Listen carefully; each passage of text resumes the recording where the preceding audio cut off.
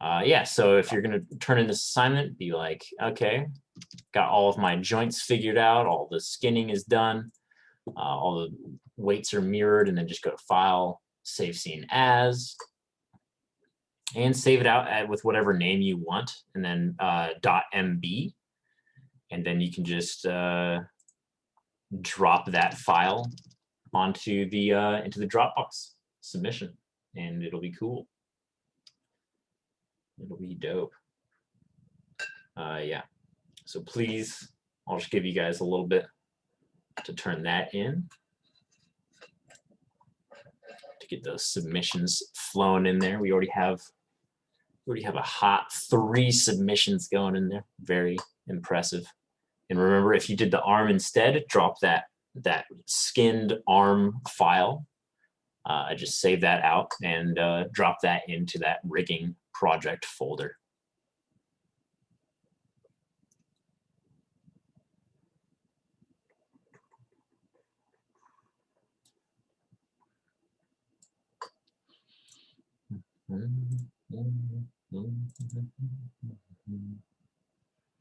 Excited to finally do some animation. Hell yeah. Hell yeah, you are, Rodney.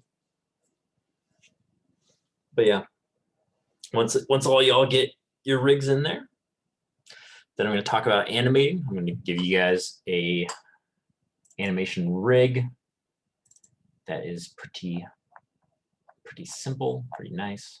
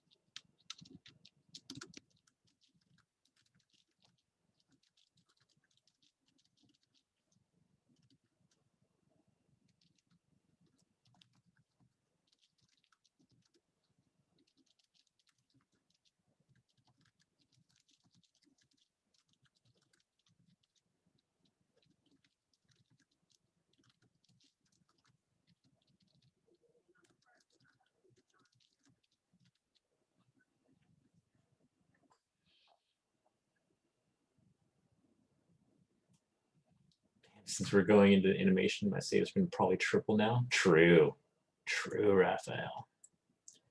Very true.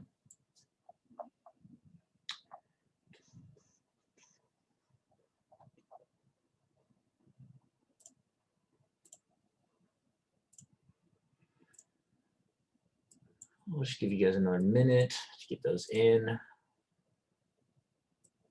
We'll start the real stuff.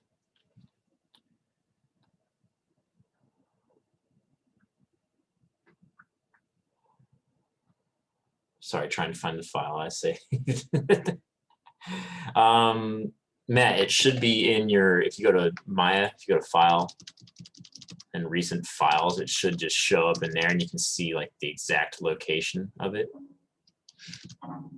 It'll show you all the recent files that you've been working with.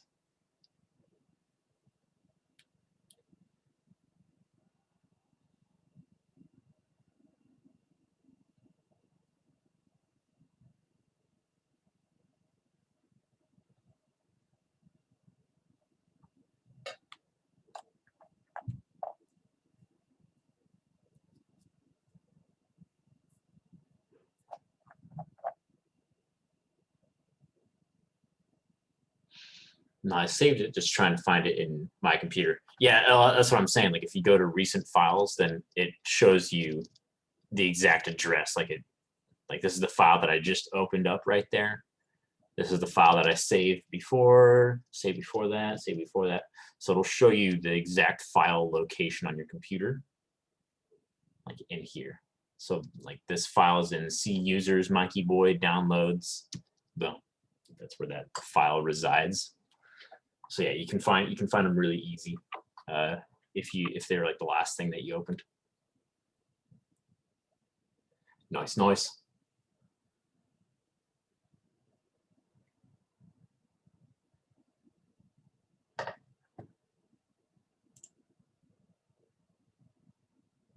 Nice, nice.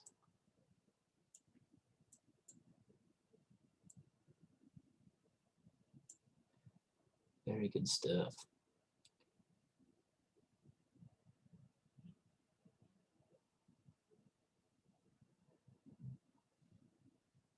All right, folks. It's time to move some things around. Y'all ready? Y'all ready for this?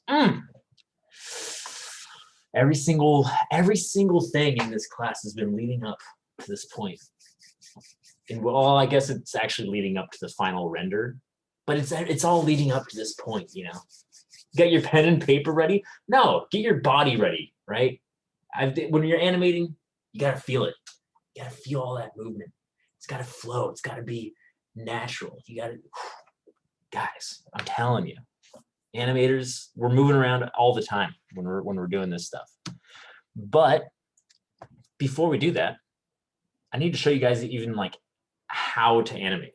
Like I just need to show you. Oh, Susie, I think you just joined up. Sorry to call you out, but we dropped our rigs in the rig folder. We turned those into the Dropbox, and we're about to animate. So I'd say just drop it in like after class or something, and just follow along from this point. I actually just double joined because I can hear better on one device, but see better on another one. Oh shit, you are double joined. Yep. That's double experience. Busting out new tech over here, dude. All right, so let me get you guys a small rig. It's this guy, if you were wondering. So this little squirrely guy. Very simple. Very simple. More interesting than just a bouncing ball. So yeah, let me get that in here. I'm going to drop that into Discord. It's also on Beachboard, I believe. Let me double check that it is. But let's drop this in here.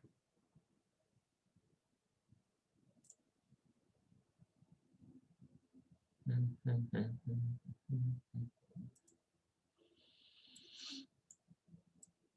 go.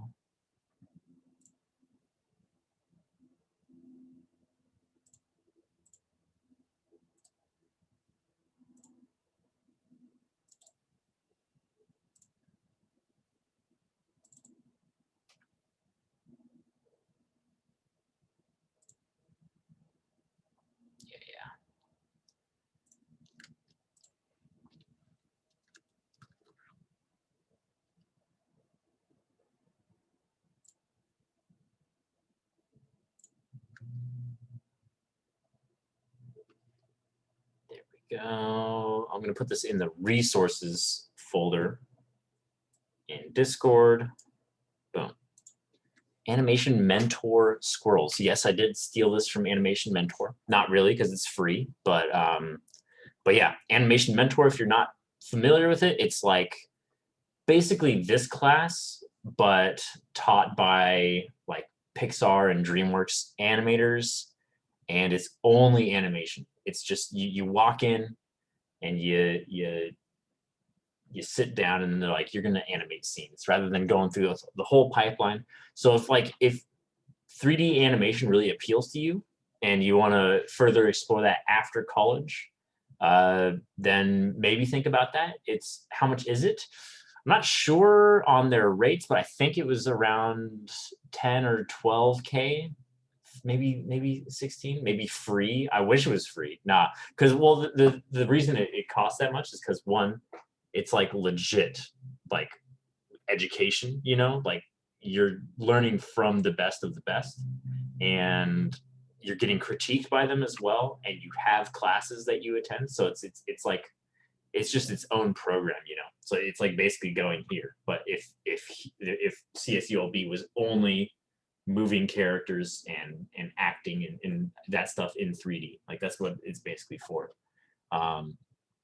So yeah, if you're interested in animation, feel free to hit them up for classes. A lot of my animator friends also will just do the classes just to brush up on skills, reaffirm the basics again, the fundamentals, get back into the groove, because sometimes like a lot of the times we work with like mocap a lot and we're like, oh man, it's been so long since I've like just hand keyed something.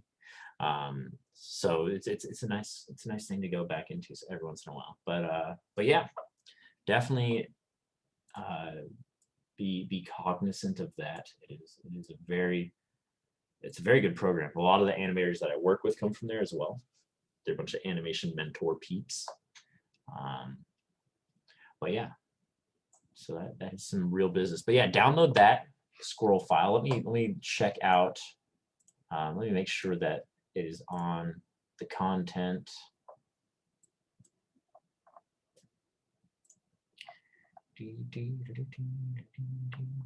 Oh, it is not. It is not. Let me drop it in there.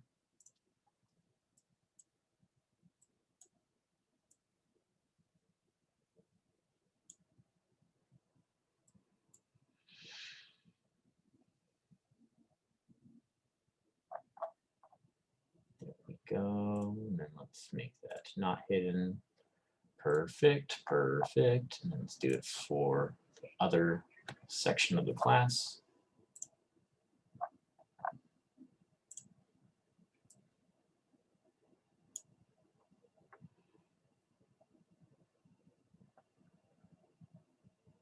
Delicious. All right. So yeah, grab those squirrels. I want to make sure everyone has the little squirrel rig. And it comes in as a .ma, and it's going to throw up some warning signs. So if you go to File, Open, and you unzip that folder, you'll have another folder called Animation Mentor _ Squirrels, and then Animation Fandom, grab your squirrels, and it'll be this AM squirrel shot ready _anim.ma. Do we still get the squirrel if we're animating our character, or is this this is practice, because like if you go in straight to animating a character, you'll probably get overwhelmed by the amount of controls and stuff. So we need to go over the basics. We need to go over the basics, guys. This is going to basically be like a bouncing ball with like a little bit of squash and stretch and overlap. That's why I use this rig, because it's a little bit more, you know, simple. There's only a few controls on it. Nothing that's gonna mess with you too much. Let's see.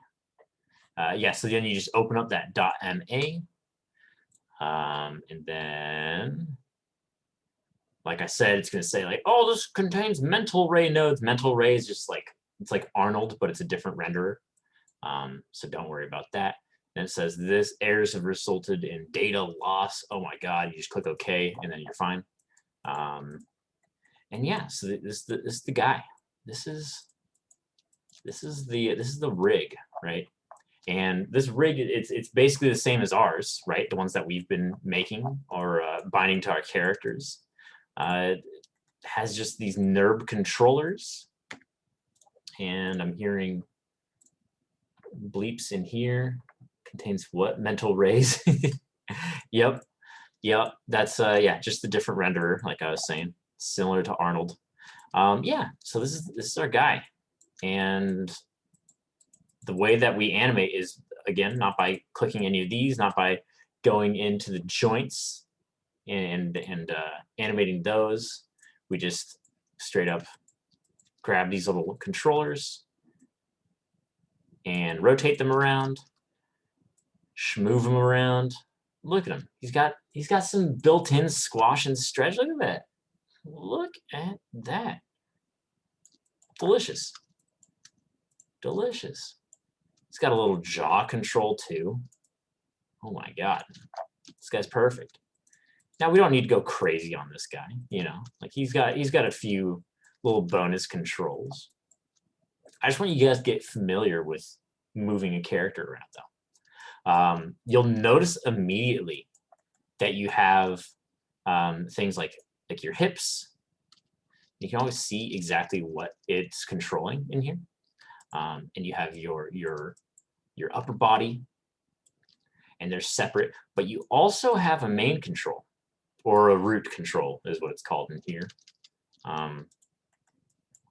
But yeah, and if you move this around, oh, something might have gotten lost there. Normally that's supposed to move him, but what's this? Oh man, but yeah. So usually, like on your characters that we built in class, this main control down here is going to move the whole character with it.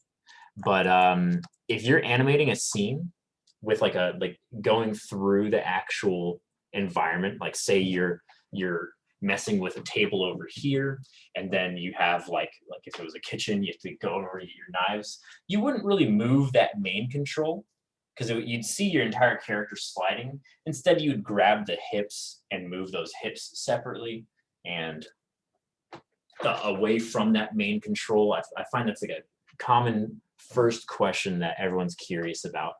And yeah, so yeah, we're going to be mostly animating with just these hips and the spine and a little bit of the tail, in there. And then towards the end of class, y'all can start moving onto your scenes. But for this first few hours, we're just going to go over the basics of animation. Okay. So I hope everyone has their squirrels. I hope everyone's got their squirrels. And we talked a little bit about setting keys in the rigging section, because it's easier to just like set keys for like moving your arms around when you're painting those weights. You can just like paint them and then like move the timeline a little bit and paint them more. But in case you didn't do any of that, which is very, very likely, you got a timeline down here, my dudes. Look at this timeline. Ooh. Oh, what? Brand new spiffy timeline down here. Fantastic stuff. A few things you'll need to set up first on this is with your right click. So if you right click this, I find that it runs a lot better, like a lot faster without cached playback. And what cached playback is, it's Maya. Every time you make a change, it's going to process that change and save that. But that process I find is pretty slow, and it's good once you get things ironed out. But when you're like trying to experiment around and get some nice fluid animation, you're going to want to have this turned off. So make sure this is checked off. And then also go into playback speed and switch this to real time. And remember, I got to this menu by just right-clicking the timeline. Right-clicking the timeline. Go into playback speed, real time. If you do playback speed, play every frame max free, and then it's gonna go. Look at this. Look how blindingly fast that goes. It just goes super fast. That's not how it's not like how. That's not our proper frame rate. We want to always be animating at our proper frame rate. So yeah, do playback speed, real time, and perfect. Perfect stuff in there. All right. There's a few other options, but I'll go over those in a second. I want to get you guys to just start moving this character around, right? It's been so long. I've been tantalizing you guys with it for so long. So let's go in and just click this bottom hip control and look at your timeline and press S, just the S key.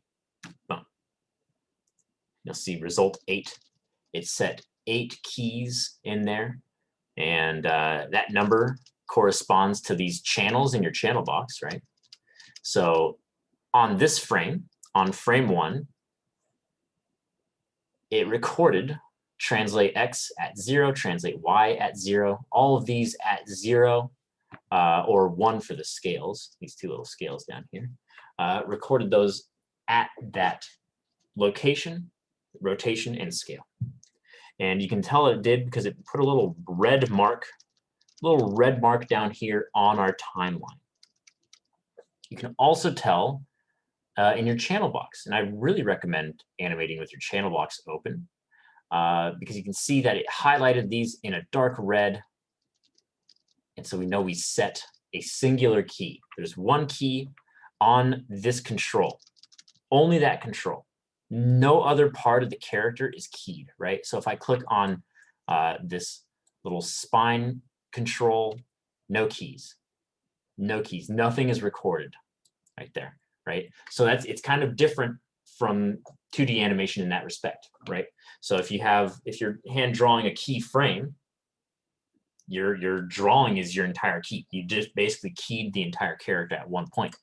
Maya looks at each individual control separately and keys those, right? So the only thing we have keyed is this spine, or is this waist, and you can see that I'm able to move it around. But let's get this to actually move. So let's go drag down the timeline a little bit. Let's go to frame 12. And I'm just going to move this a little bit forward. And I'm going to press S again to set key. So now you can see all of my channels are highlighted. It did the result 8 again. So it set 8 keys on that. And now when I drag my timeline, oh yeah, hell yeah, look at that. He's grooving. He's grooving over there, guys. Delicious stuff. And now we also need to have the head moving with it, right?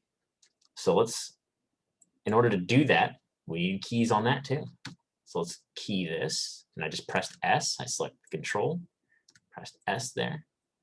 And then I'm just dragging it to that same frame that we set the other key on, 12. I'm just going to drag them forward. Boom. So there we go. Now we're moving, right? Now we're doing some movement. So that's the basics of just setting keys. That's just how you set keys in here. And we can set whatever values on these throughout. So if we wanted to give them a little bit more life in this pose, we could just kind of add a little bit of difference. And look, I just pressed S again when I rotated that, and it recorded it. And so now that key is recording that pose for that control, right? I can change this one.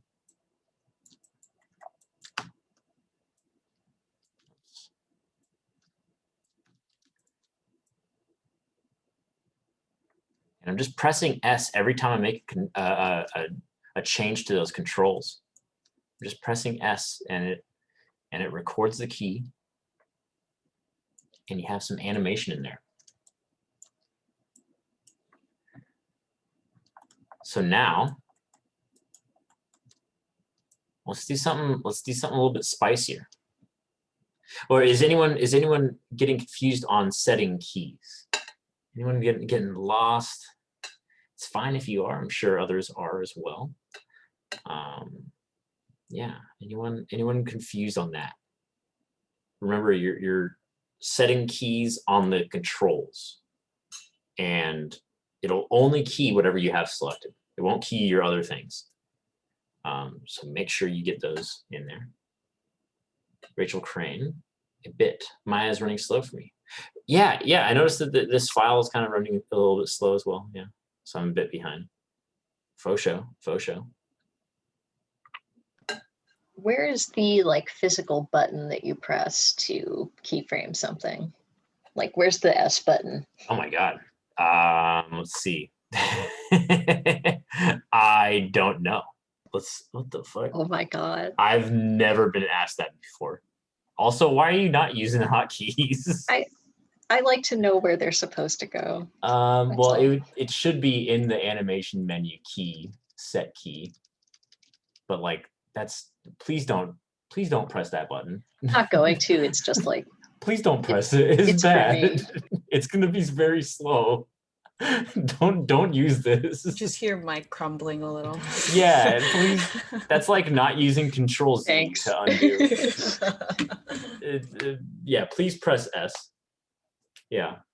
Where's the hotkey again? S. Yeah, Raphael got you. Nice. Oh yeah, Mike, I just really briefly, I had a request for you while you're doing your recordings. If you can either like pin yourself and hide the rest of the class, because sometimes when we're watching the recording, the face boxes cover some of the controls you point out. So yeah, I just noticed it on like a few of the recordings because I've had to always rewatch them, but maybe just like spotlight yourself. Well, I don't know if you can spotlight since you're sharing, but that might be something to do in the future. Yeah, I've noticed that like on the recordings it shows in the top right hand. Yeah, I don't know how you can change it or just like have it so it only shows your name popping up. But, right. I'm gonna hide the thumbnail so it just doesn't show any of us at all. It'll just say like who's talking, I guess, and hopefully that'll carry over to the video. We'll see. That'd be cool. Last day of class, you just tell Mike you did everything without hotkeys. That no, just use the hotkeys. You'll be so much faster. Yeah, and also don't use the little toolbar that's usually on the left for WER for rotating and translating, because that's going to be super slow too when you're animating. It's going to be super slow. You think about anyone who's been watching this tutorial in the future, and we'll just get to see our faces anonymous. Yeah, yeah, right. Because they're just like on YouTube. People just be like, "Who are these people?" Wait, so we're not using the WER tool? No, please press WE. I'm saying use the hotkeys for WE and R instead of like the toolbar on like the left side of your screens. Oh, okay. It's going to be way faster. Mike, like, please use hot. Yeah, exactly. It's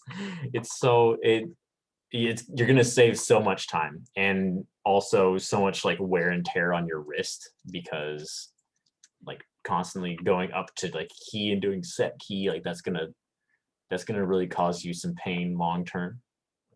So please use hotkeys.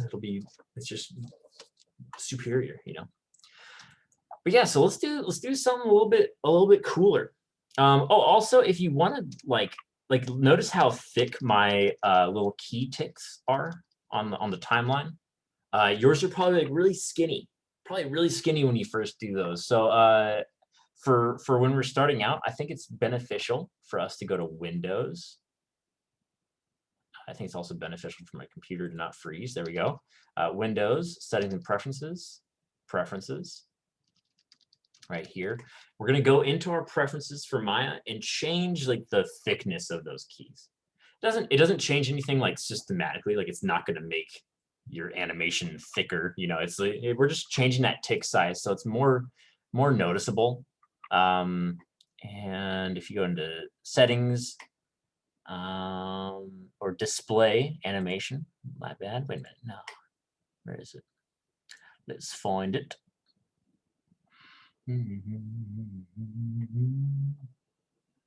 Oh, okay, there you go. It's in the time slider, animation thicker. If you go to the time slider down here, looking for key tick size, make that 5x. Make that thick. Make that thick, y'all. Because like if they start off like on their like, look at this is the default 1x. Look at that. It's so small. It's just the tiniest, slimmest key ever. Let's get that 5x. There we go. Now those keys have some presence on there. This thing's got grease pencil. I'm pretty sure it's garbage. I haven't used it, but from what I'm told, it's kind of garbage compared to blenders. But yes, it does. it does have grease pencil. But yeah, so make those thick, and then now you can just save all of those. Also make sure that you're let's see, where is it? Make sure on that same time slider window, make sure you're at like 24 FPS and not at like a weird like 60 FPS or something, because that might just throw off your timing. 24, you guys should be pretty familiar with that. It's like just your standard movie frame rate.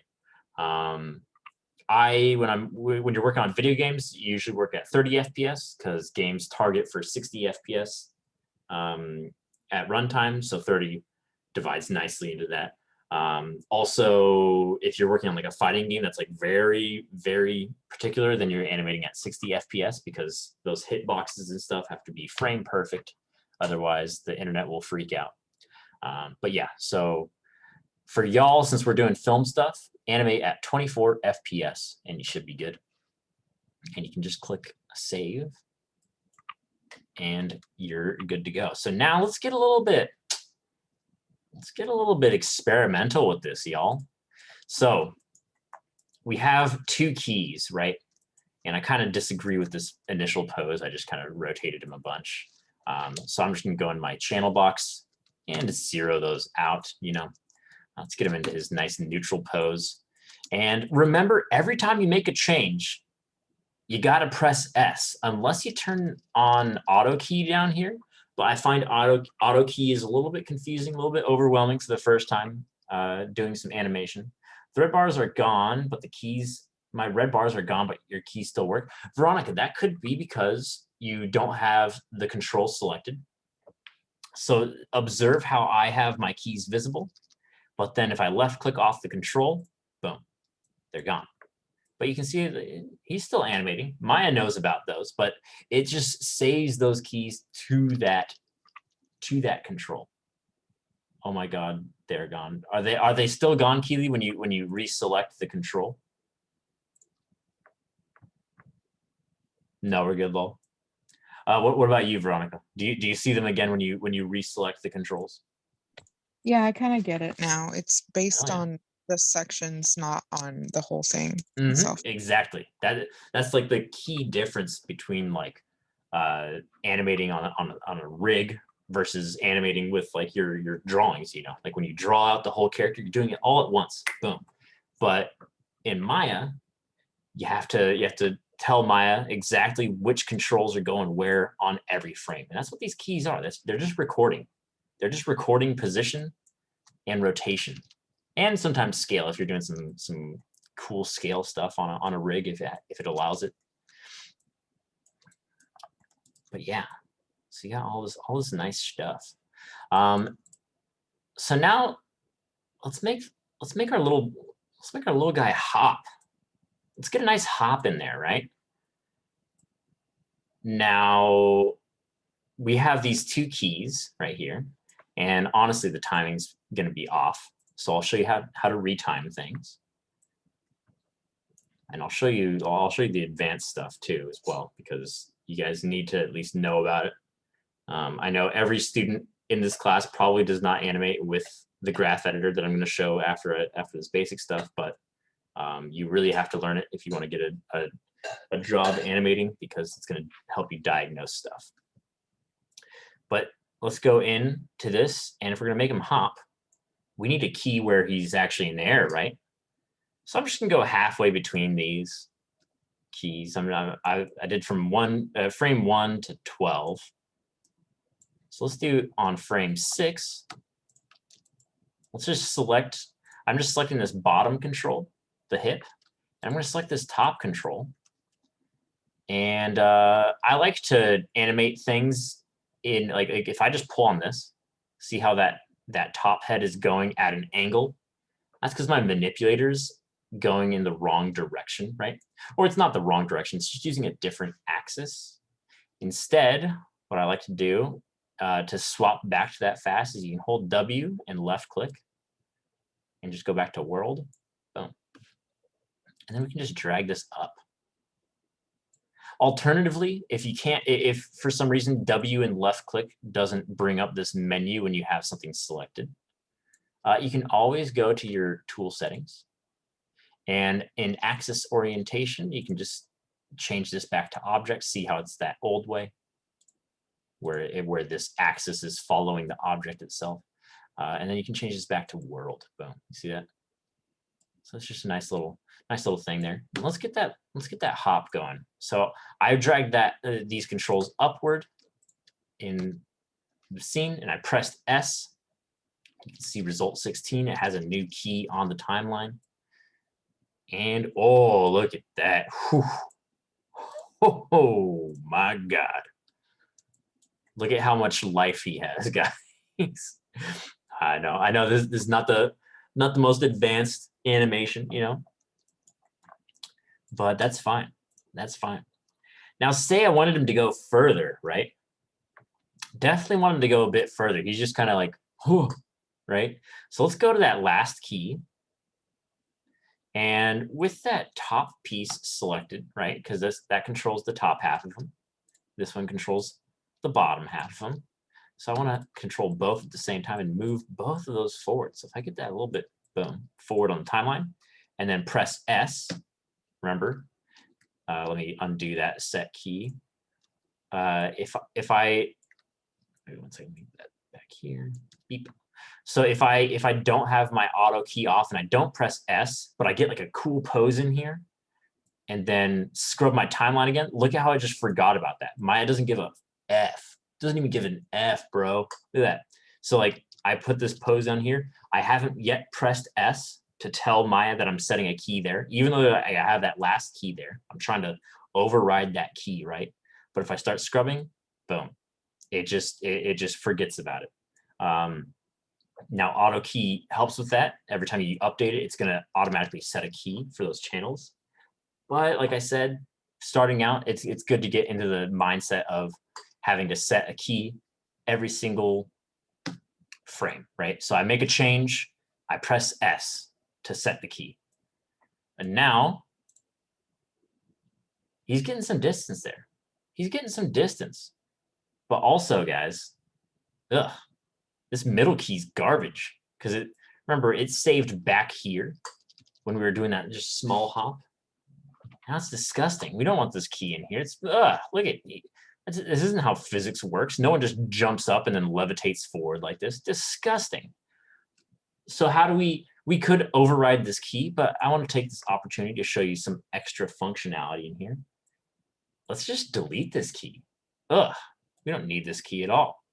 So in order to delete a key, you can scrub over to that specific key on your timeline and then right click and you can delete. Boom. See that? Now Mike yelling at our in-betweens later when we turn into this problem. Disgusting.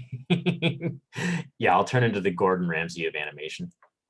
It's fucking raw. Can you show how to move him again? Yeah, so it's basically, it's gonna be the same way we move our characters. And it's just by selecting these controls on them, right? So I'm gonna select the top. I'm selecting the bottom right here, and then I'm shift clicking that top control. And then I'm pressing W, and you can just move them around wherever in here. And don't forget to press S to save your key. Boom. And then he goes between those two keys, those two poses. Lift in the air, I mean. Oh, yeah. I mean, it's basically the same thing, except like on this in between, like, so this is my first key in this starting pose. And this is my ending, like my landing pose right here. I need a key somewhere in between that's like up in the air about here. So I just go scrub to that point in the timeline and then move them up. I'm just using the up axis. I did do that detail of switching with, I'm holding W and left click, and I'm switching away from object if it's on there by default. I'm holding W and left click to go to world.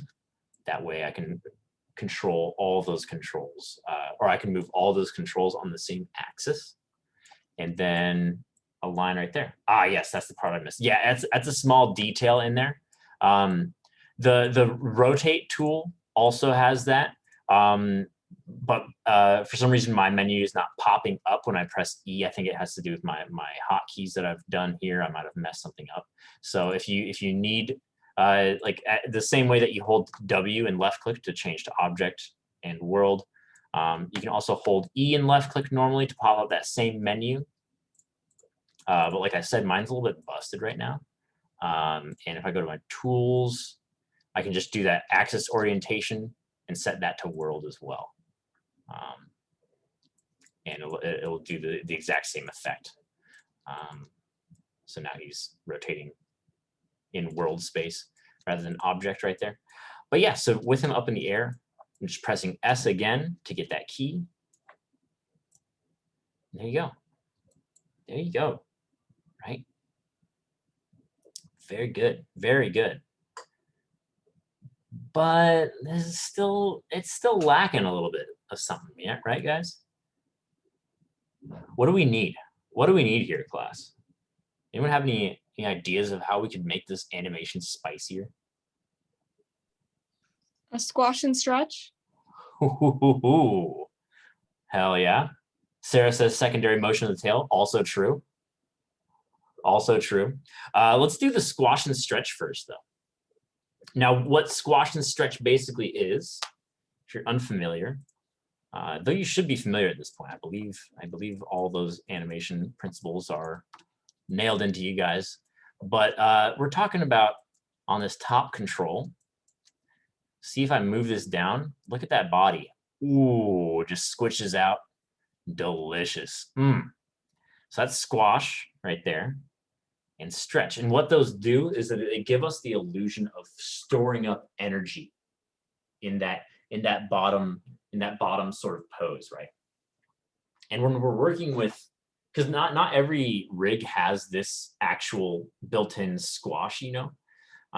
When we're working with humanoid characters, oftentimes we're going to build that squash and stretch into the pose. So if I were to jump, I would, like, going from my default sort of pose right here, I would squash down with my arms sort of out, like I'm just kind of expanding that silhouette. And then in order to jump, I need to really release that energy into that stretch that you see in the squirrel. And you can just straight up do that sort of jump pose, you know. You get them really stretched out. So yeah, keep that in mind. Keep that in mind. Always be thinking about squash and stretch.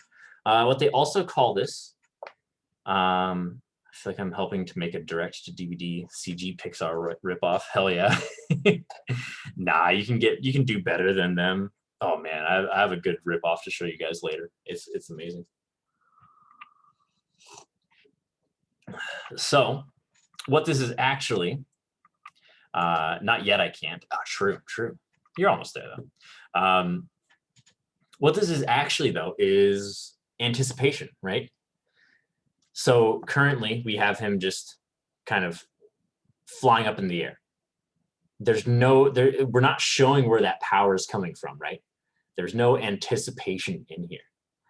We need that character, like every time that you have a motion, like if you just suddenly lunge forward, like you're gonna have a few frames of anticipation while your body sort of gets your limbs into position to kind of take off in a direction. You know, you can't really just move anywhere without that energy coming from somewhere else. So we need to sell that. And in order to do that, we need a pose that's kind of like this, but like on the ground like this. You see, like squashed down. We need something like that. And I can't just do that on the first frame because then we didn't show where he's coming from, right?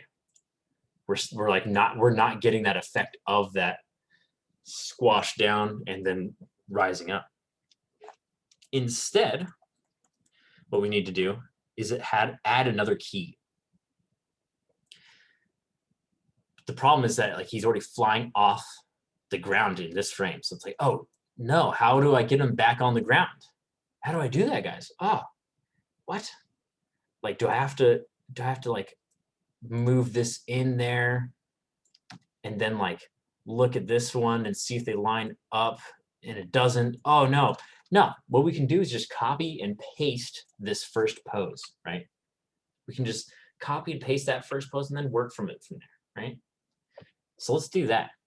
In order to copy a key, it's very similar to how you delete a key. Remember, to delete a key, you just scrub over to it in the timeline, right click, then delete. See that? So now the first frame of the animation is frame 6. Boom. So what we need to do, and I just control Z that so to get that initial key back. What we can do is right click this and do copy. Now, if you're not paying very much attention right now, let me tell you one thing and be very clear about it. Pay attention to this. Do not control C. Don't control C, control V. That's copy and paste, right? But if you do that in Maya, instead of it copying the keys, if you're not in the graph editor, if you're in the graph editor, you can do control Z, control V. But if you're not in there, if you're like in this viewport or in the timeline, if you do control Z and control C for like copy or command C on a Mac and then command V or control V to paste, it's going to copy your entire rig and paste that into the file. Won't it copy the model? Exactly. Yeah, it's going to copy everything that you like because you have these controls selected. It's going to be like, oh, you want those controls? Well, you're going to get them and your entire character and the keys. And it's just like, oh my God. So you can definitely ruin a file by doing that. So please don't do control C, control V to copy and paste keys. Just go to the timeline, right click it, copy. And then if we scrub a little bit further on the timeline, let's go to frame 3, right click, paste. Boom. There you go. That's how you get keys copied and pasted. Don't do control C, control V. That's going to be a nightmare.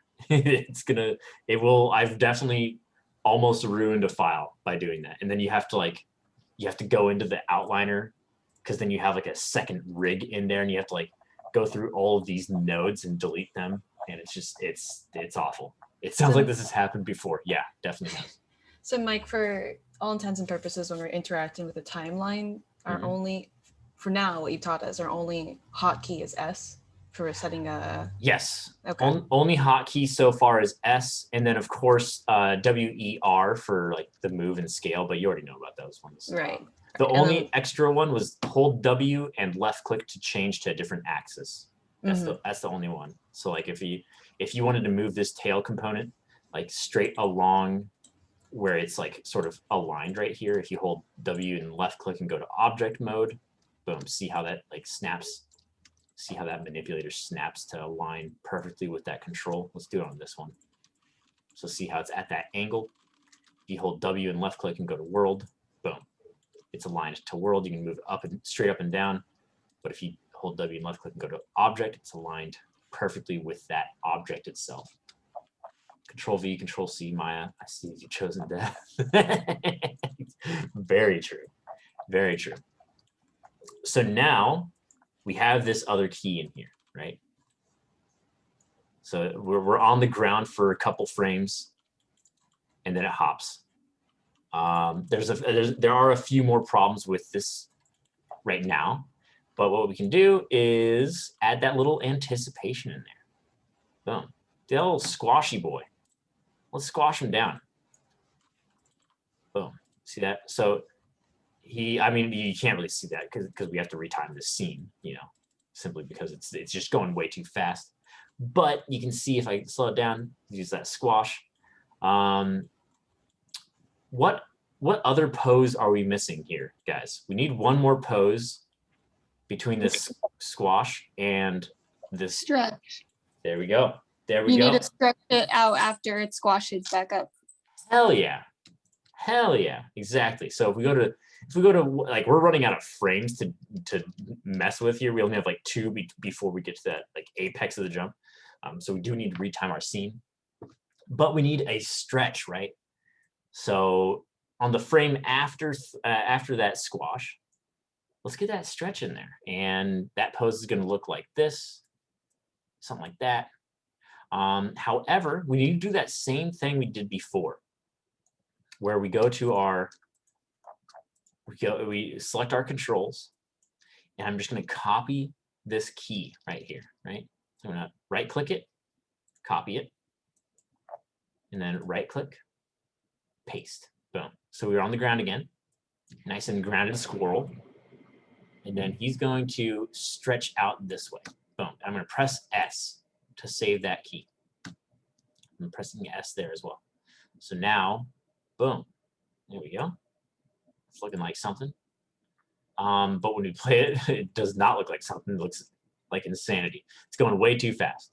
Way too fast, guys.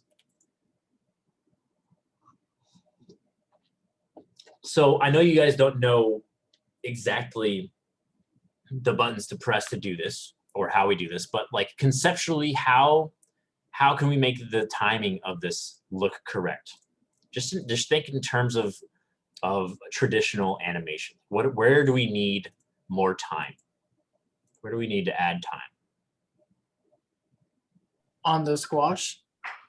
On the squash. So you're saying between these poses right here?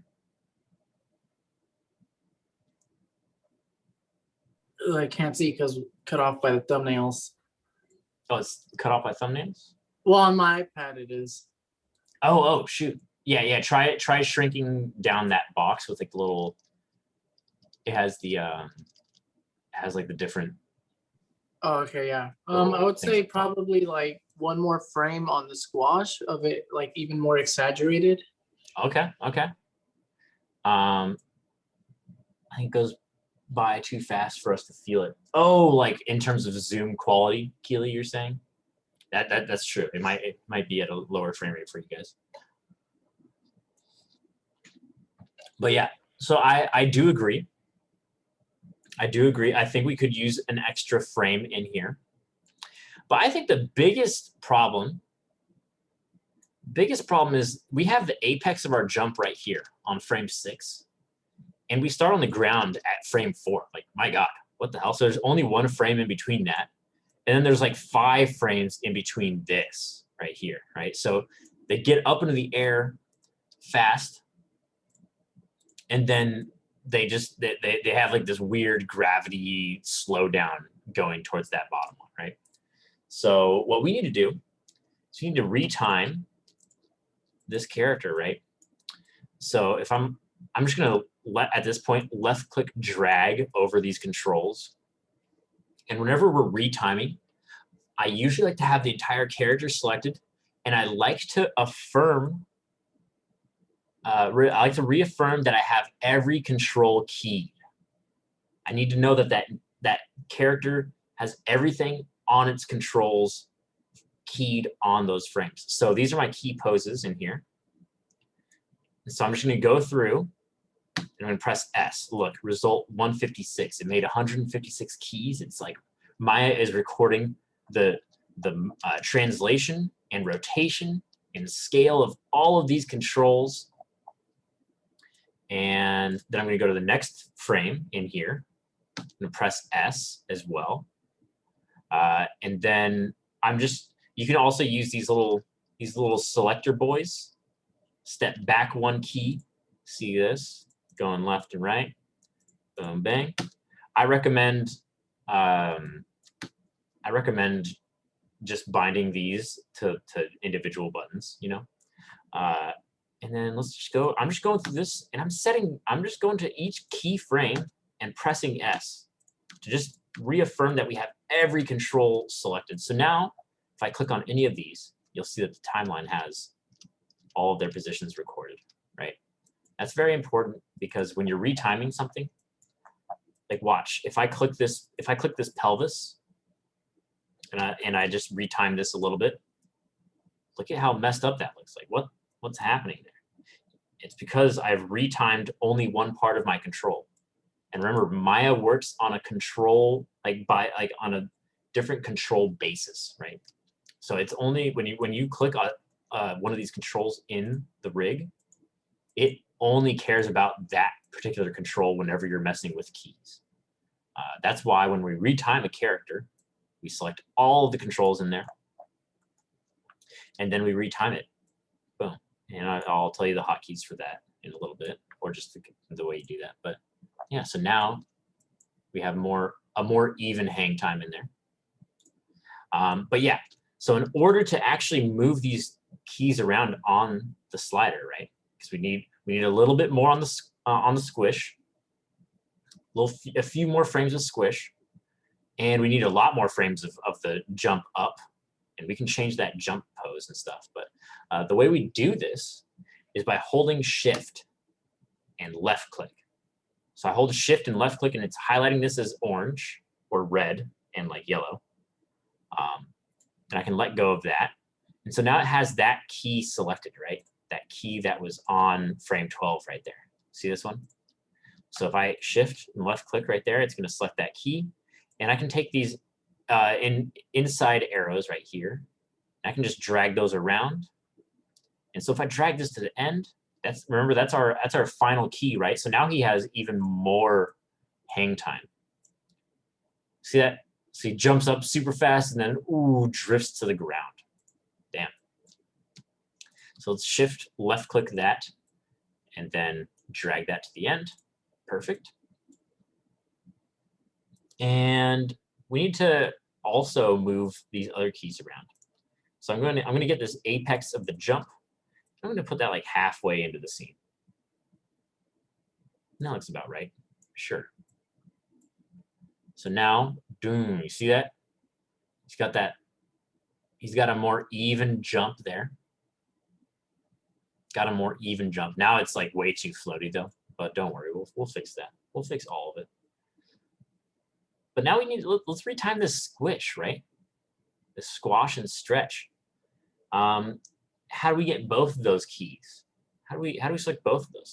You just shift left click and drag over that, and you see that this little orangish red selector now covers both of those keys in there.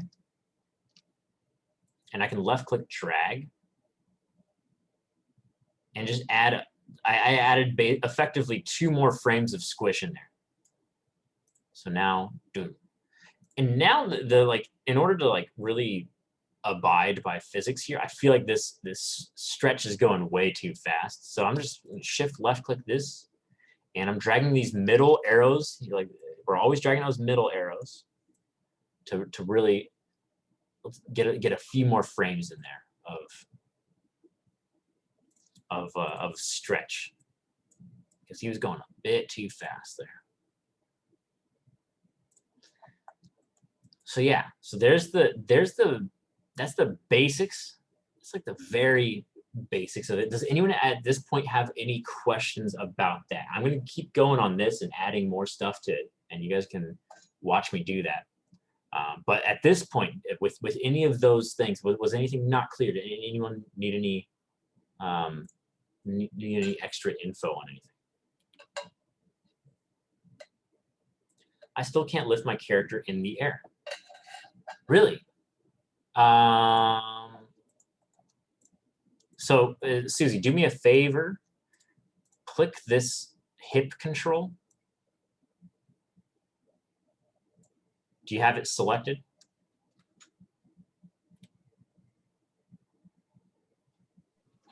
Hang on, I'm looking for it. I don't see that. You don't see any of these. Wait, okay, yeah, I have it. Okay. Yeah, so just click this in object mode. Make sure you're in object mode. So hold right click and go into object mode up here. Mm-hmm. And then with that selected, press W. Yeah. And then just move up on this axis right here. I can move that. But when I feel like I move the whole character, it gets really like disformed and ugly looking. So is that normal? No. You're probably in object mode. So let me get a key in here. You're probably in object axis. So if I hold W and I go into object now, and I move this, see how that head is getting stretched out along its axis right there? See that? Mm-hmm. Is that what's happening on your side? Yeah, but I'm in world mode, so I'm not sure. Weird. Yeah. Weird. Huh. Maybe I'll try to just restart my end and see if that fixes it. But yeah, the same thing is happening with both object and world. Just gave up for a bit. Would you be able to share your screen so I could see what's going on there, or no? I can't right now. Let me try to restart mine. I'll see if I can get that going. Okay. But go ahead and continue, and we'll come back to this. Okay. Yeah, for sure. For sure.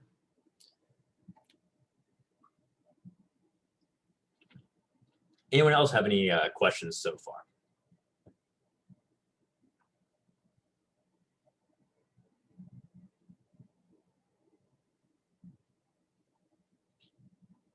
I feel so relieved. Like, oh my God, I'm animating. I am living again. Hell yeah. Keely. That's what it's about. That's what happened to me. I was like, holy shit, I'm moving characters. Is 24 frames max? No, Matt, that's a great question. If you wanted to go further on the time, yeah, imagine every Hollywood movie ever has just been different sequences of 24 frames spliced together. I've been in the button clicking mines for so long. Hell yeah, Keely. Yeah, no, animation gets pretty freeform once you get the basics of it. But yeah, Matt. Sorry. Let me answer Matt's question real quick, and then I'll get back to you. Okay. Yeah, Matt. So if you wanted more frames than 24, you have this little slider down here.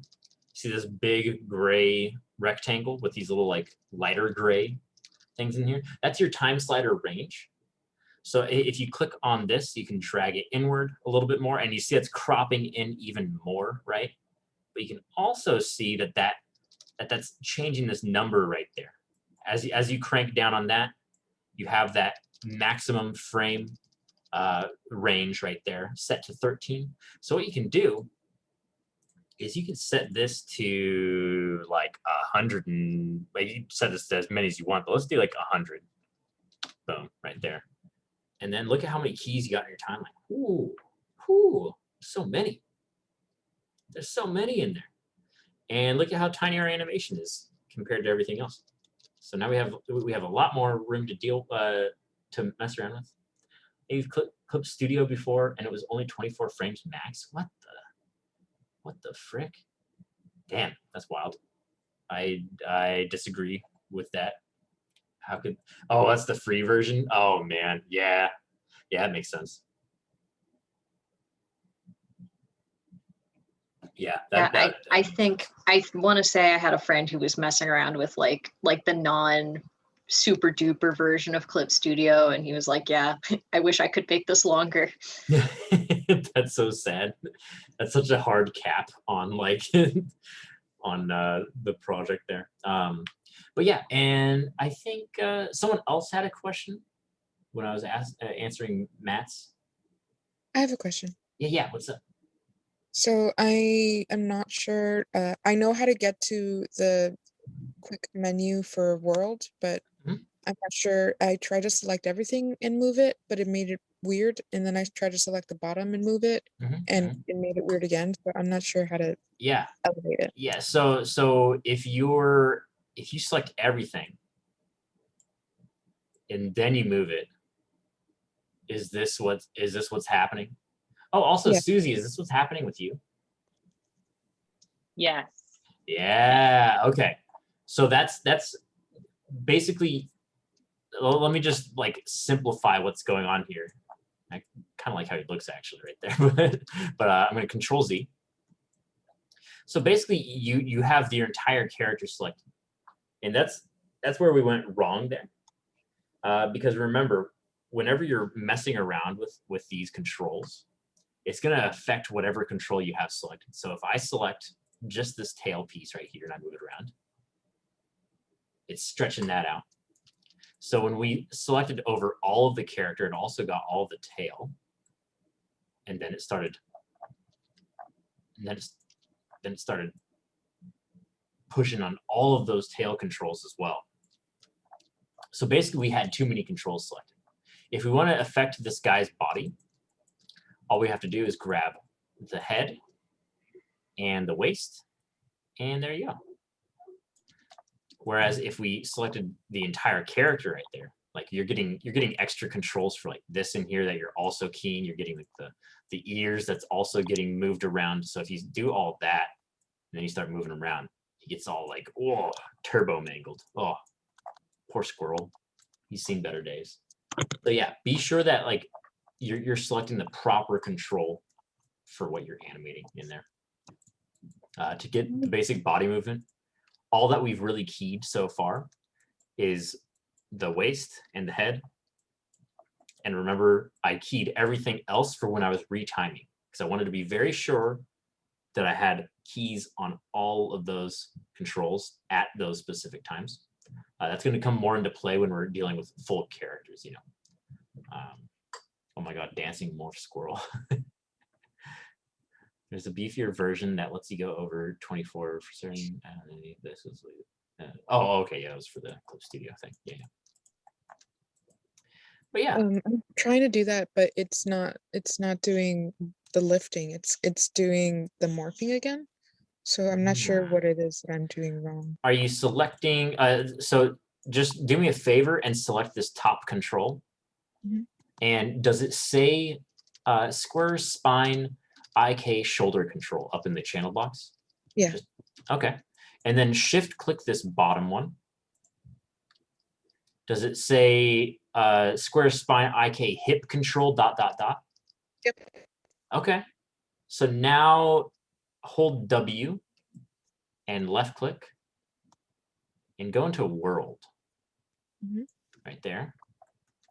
Okay. And then go up and down.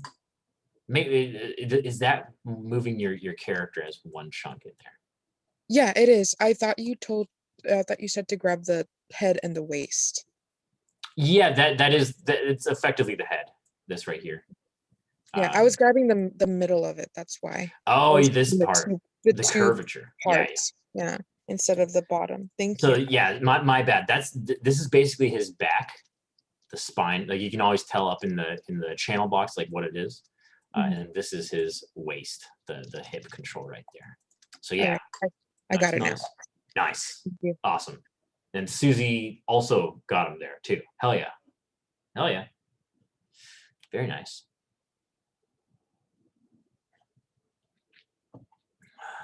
Hell yeah. Okay. So now let's spice this animation up. So right now, he's got a big spring. And then I'm not like, look at how stretched out he is there. Look at the spacing of his head as well. Boom, boom, boom. And then it goes into this jump and it just stops. It hits a wall. Mikey, no likey walls. Not about that. See that? It's not convincing. If he were actually jumping at that speed, his head would continue that arc right there. And I'm just visually tracking this, right, guys? Let's shrink my timeline back down a little bit.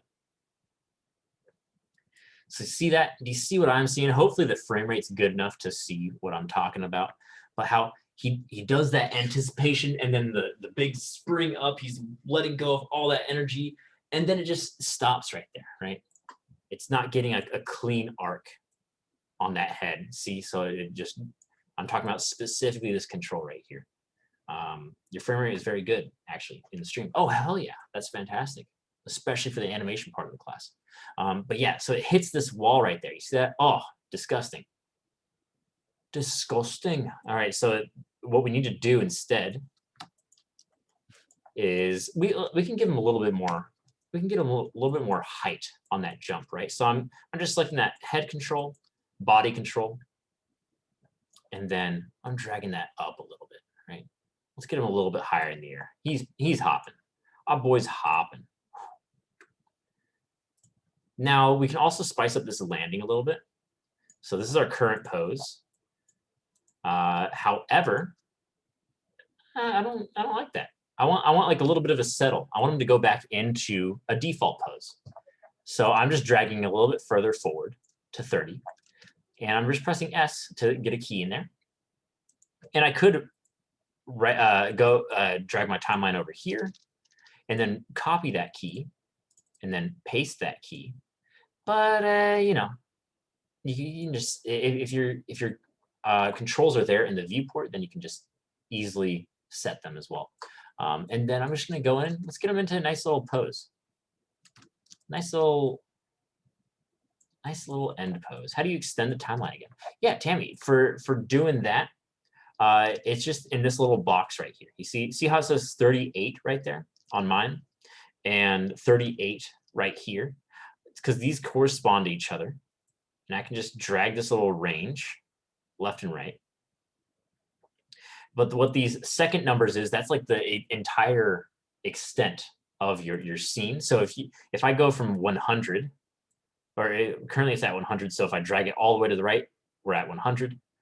Let's put it at 34, sure. And let's make this 1,000. Oh, frick. Boom. And then my box shrank down a bunch right there. And if I drag this, ooh, now you can see that we're all going all the way to frame 1,000. Frick.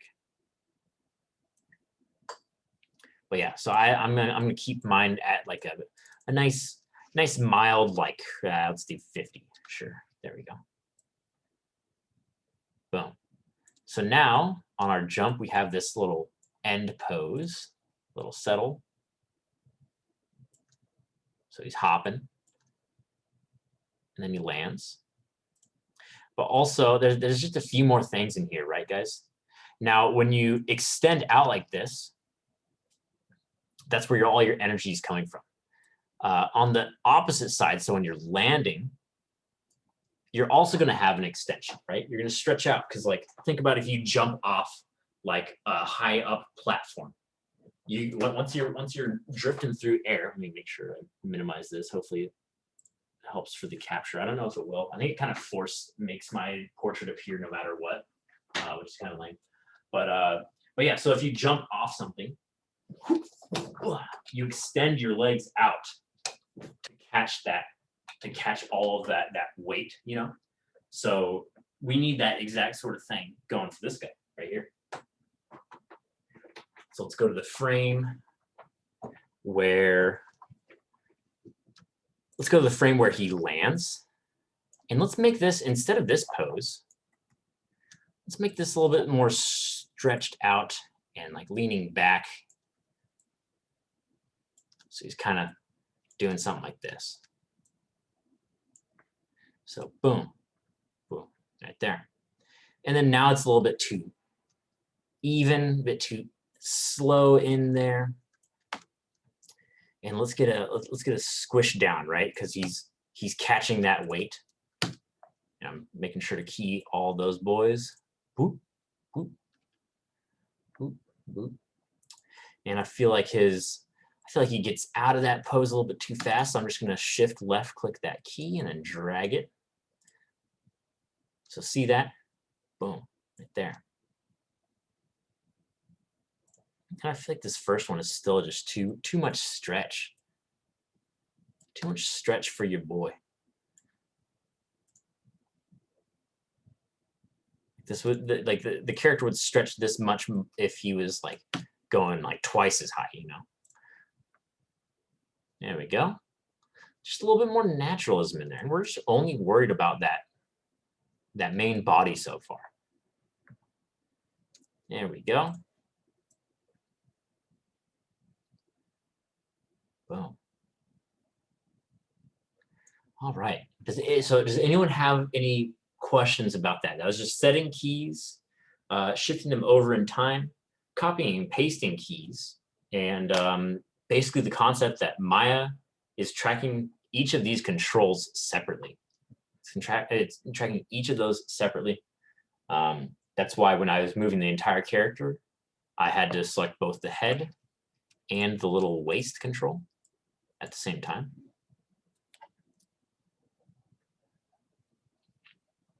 Anyone struggling with the concepts there?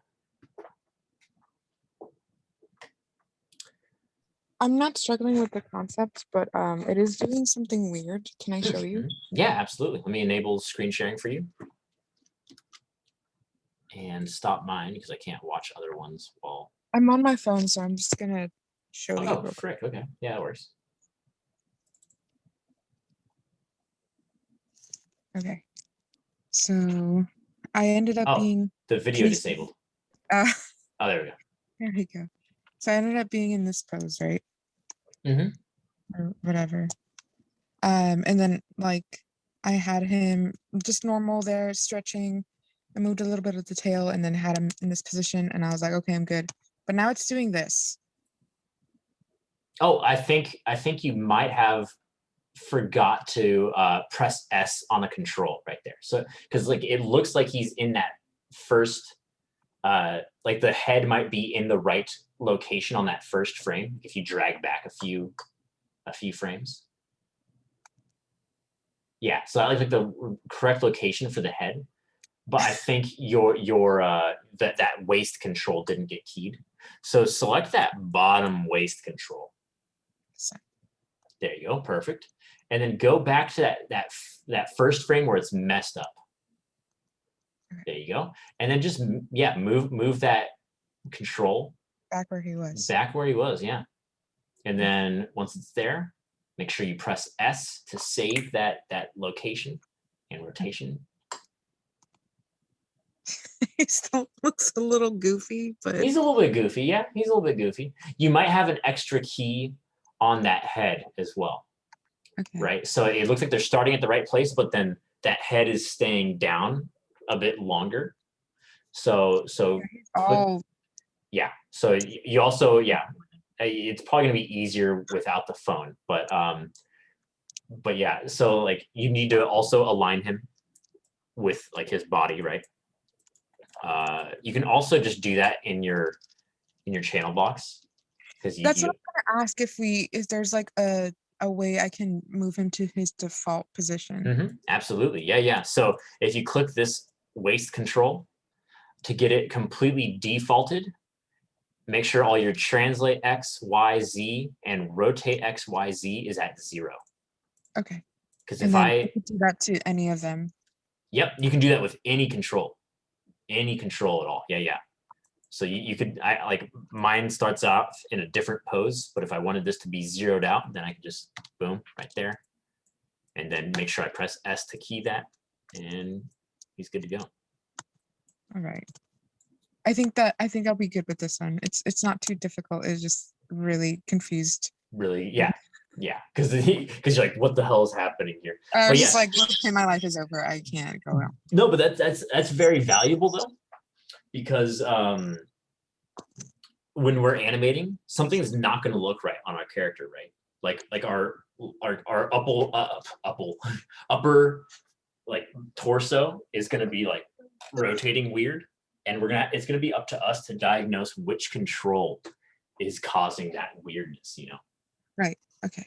So it's a very valuable skill. That's why I want to start you guys off with something that's not just a bouncing ball, because bouncing ball is only one control. Whereas this guy is, closer to what an actual character is. All right. Thank you, Mike. No problem. No problem.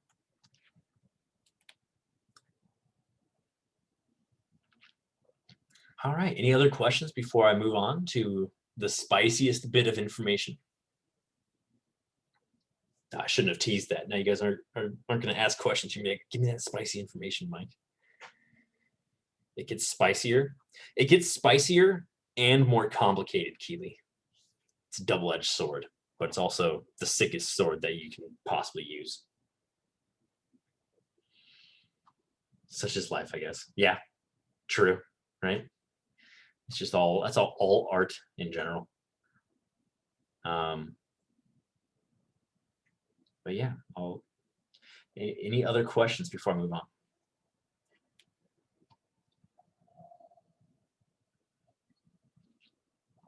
Because I want to make sure everyone has those concepts down. I want to make sure everyone's got those. All righty. Well, my friends, we've been animating. We've been doing like the diet version of animating here. It's not the full course meal. It's not the real meat and potatoes. Honestly, you can animate like a lot of stuff just how we did. And a lot of my time is just spent on this timeline anyways. But there's some stuff that like just isn't going to be as easy, right? Like right now, if we look closely, you can see that our character is easing out of this pose. And if you don't remember what easing out is, it's basically the spacing between each of these keys. Oh, Mike, What? you're not sharing your screen. Wow! Thank you so much. Sorry about that. Oop. So basically this guy is easing out of this jump, which isn't correct, right? So, and what I mean is that the spacing between each frame gets a little more spaced out as they're leaving the ground. So it's kind of like he's kind of smoothly leaving the ground. And that's not right at all, because a jump should be just boom, like you're just springing out of that. Like, so it should have really fast spacing out of here. And then at the top, that's where you're going to get your kind of more close spacing on each frame to get that nice hang time of that curve, right? That's where you're going to get all that hang time from. So what we need to do is adjust something called the tangents of the key. The tangents, that's the word of the day. And the way we look at those tangents is that spicy information that I was talking about. So if you go to Windows, then Animation Editor, Graph Editor, boom. This is it. This is the final boss of animation, guys. This is where all of your curves, all of those keys are stored. Keely already saying, "Oh no." Oh man, but yeah, you can see, and it really helps to have your little channel blocks open as well when you're looking at this the first time. And you'll notice that, like, if I click on nothing, similar to how the timeline doesn't show any keys, this doesn't show any keys either, right? Like, this is just blank. But as soon as I click on a control, boom, right there, you get all of the curves of this animation. And this is like 100% where all your controls are at all times, you know? So the thing is that each of these different colored splines is describing that animation in Maya, right? And which of these curves, I'm just going to throw this out here, which of these curves do you guys think is the up and down of the jump? Which of those would be the up and down of the jump, guys?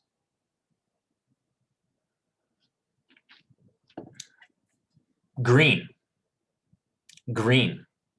Are you saying, ooh, Keely, green as well?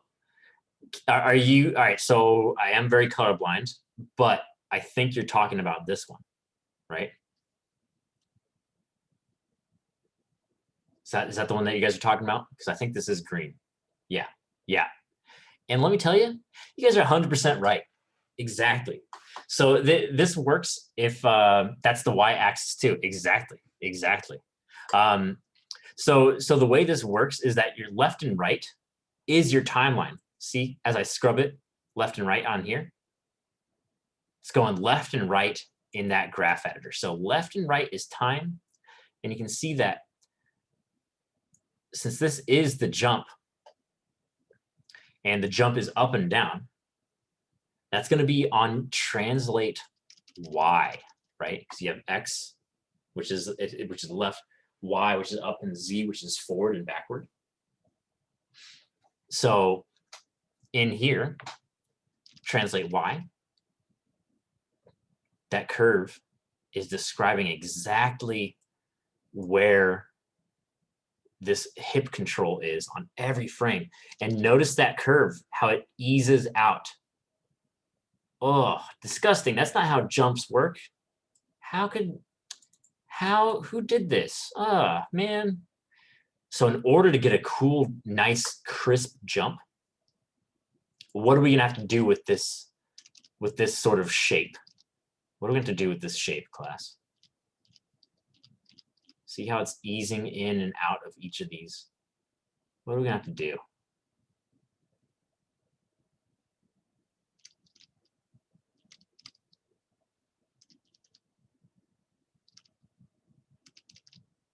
Make it You're- not smooth. Hell You're yeah. asking us how to manipulate the graph, right? Mm-hmm. To make Susie got it right. Make it not smooth, right? Mhm.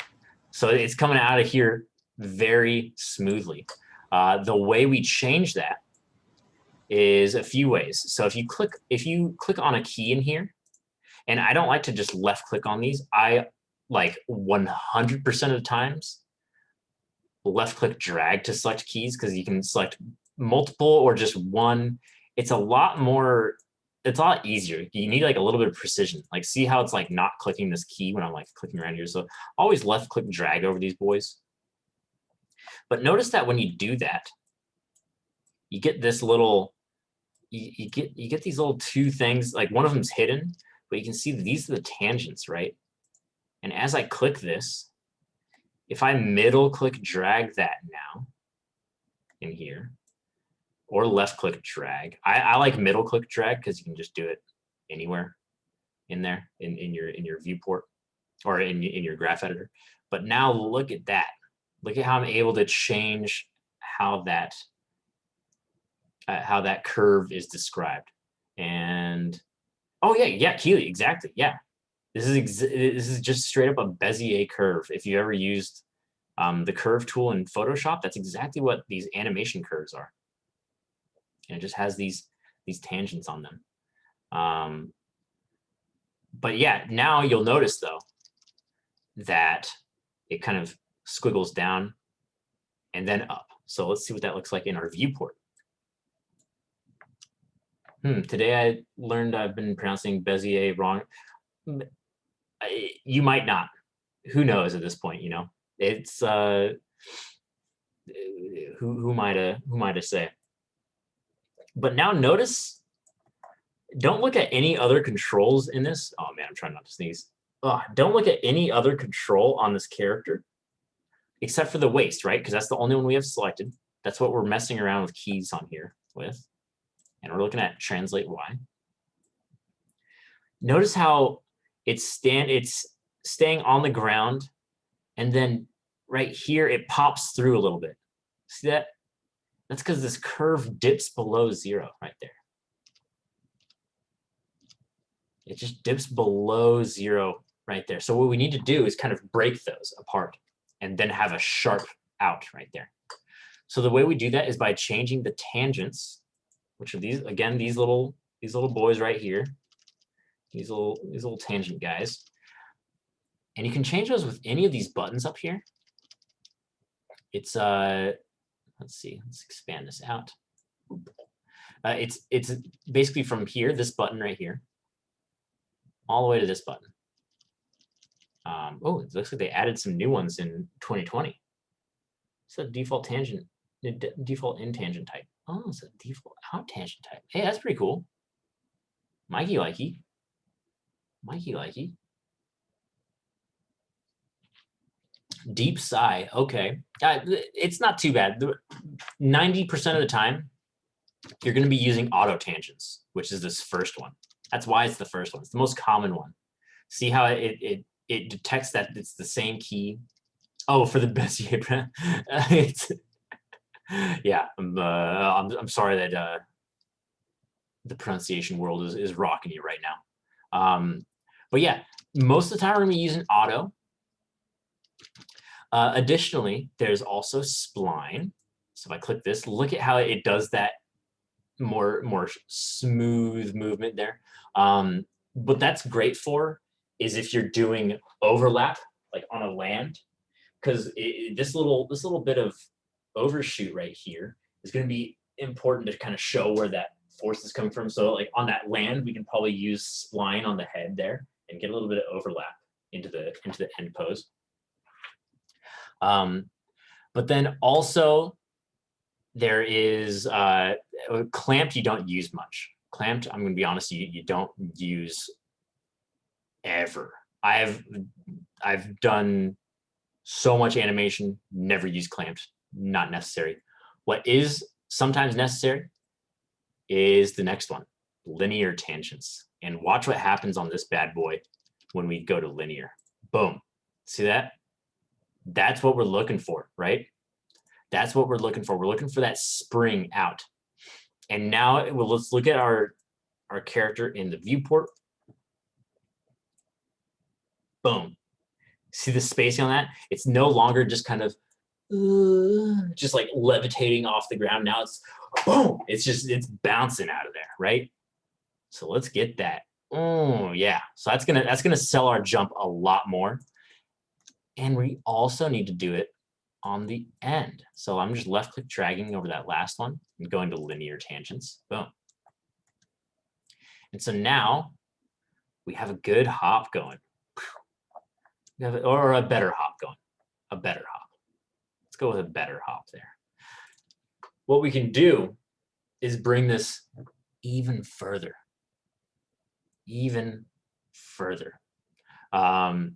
What we can do on these keys, right? Because like if you think about this, as like a basketball player hopping through the air. This isn't the path that they take. They don't have like a straight, it's basically a triangle with like a rounded top. That's not how jumps are really. They're more about that clean boom, pop up and down in there. They're about that clean pop up and down. So I'm just selecting, I'm like left click dragging over both of those, like the start and end there. And I'm going to click another button. This is the last button in the list. And it's break tangents here. So if I click this, boop.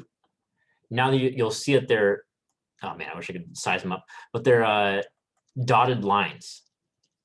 The tangents are now dotted lines indicating that they're broken from each other. They're independent from the incoming one right here.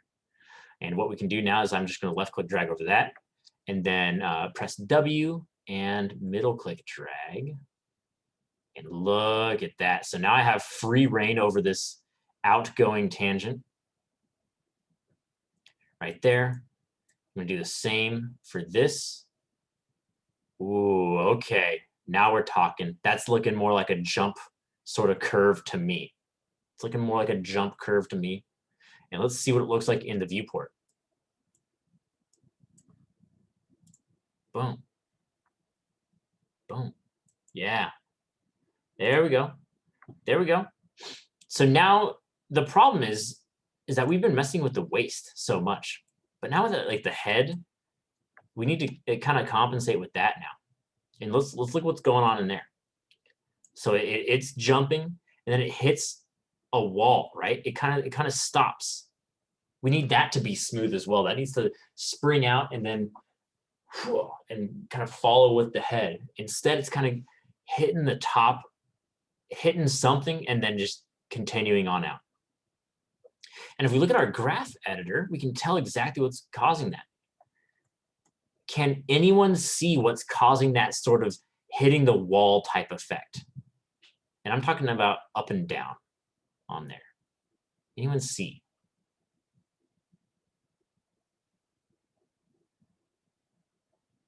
Anyone see what's causing that in the graph editor?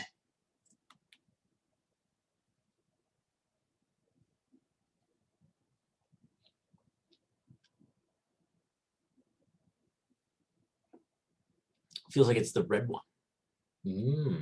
Okay, okay. Now remember, red is left and right. Boop, boop. But we're looking from the side, so it can't really be the red one. And in fact, that red one, I thought it was blue. Blue is also a good bet. There is something going on with blue. Keely, the one that you're probably looking at is rotate X. See that rotate? So as it's going in, it is it's kind of rotating down because he's doing that little like forward thing, which would be positive on the rotation channel. And then he rotates back, like there you see him, and that's what that curve is describing. So that is a bit confusing, but it's in our translate curves. It's in our translate curves. So I'm just going to select those. I'm just going to click that top one, then shift click that bottom one. So I'm only looking at those ones. We don't need to worry about the rotation. I thought it was blue. There is a problem with blue, but Matt's got it right. green once again, because it hits the wall up and down. See that? Boom. It actually hits the wall on all the axes, like every single axis, and you can see why in here. Look at how flat that those the tangents get into this. You see that? That's what's giving it that sort of hitting the wall sort of feel. So let's free this up. Again, just go to auto tangents. Boom. There you go. Oh, look at that grace. Look at that graceful key going right there. Let's see what it looks like now. There you go. Yeah, not hitting the wall so much on up and down, but we're hitting the wall right here. So let's go auto there as well. So now there you go. Looking a little bit more crisp. And then I think we just need to clean up the keys here. Boom, boom.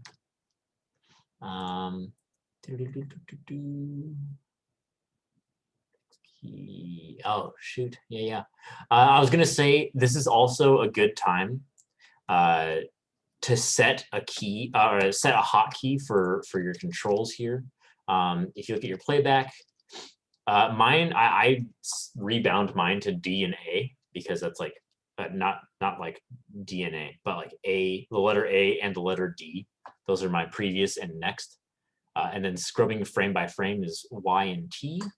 And I did that through the Windows hotkey editor. Definitely optional, but very useful than like going down here to the timeline and being like, okay, there we go. Because it's just so nice to be able to snap through the frames. Gamer keys, yeah, you know it. You know my hands are on WASD for sure, so it just makes sense. But yeah, so then I'm just gonna kind of clean up these poses. Boo. But do his keyboard light up? Nah, I don't. It don't. It do not. Here we go. And I can even add some more keys in here to describe this curve a bit more. You can also not mess with tangents too much and instead just kind of key that information in there. And there is a merit to that. But I find that you can get some nice crisp results without that. Boom. There we go. I want this to be a bit further back here. There we go. Boop, boop, right there. So see that? Now our guy's squishing. He's hopping. He's got it all, folks. He's got it all. He's got it all. We could even rotate his head up, down here, and then squish in there. We could bring his momentum a little bit forward on this get up. See that? So now you can see him kind of squish over himself and then come back into that settle, and then we can just move this last frame of that settle even further away. Boom. So now he comes up a little bit slower, a little bit more naturalistic. And he's looking nice. He's getting some good stuff in there. We can move this back a little bit too. Get some cleaner arcs in there.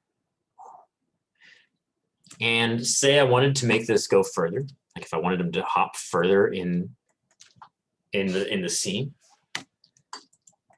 Like if I was to only deal with the timeline, that would be really annoying and hard, right?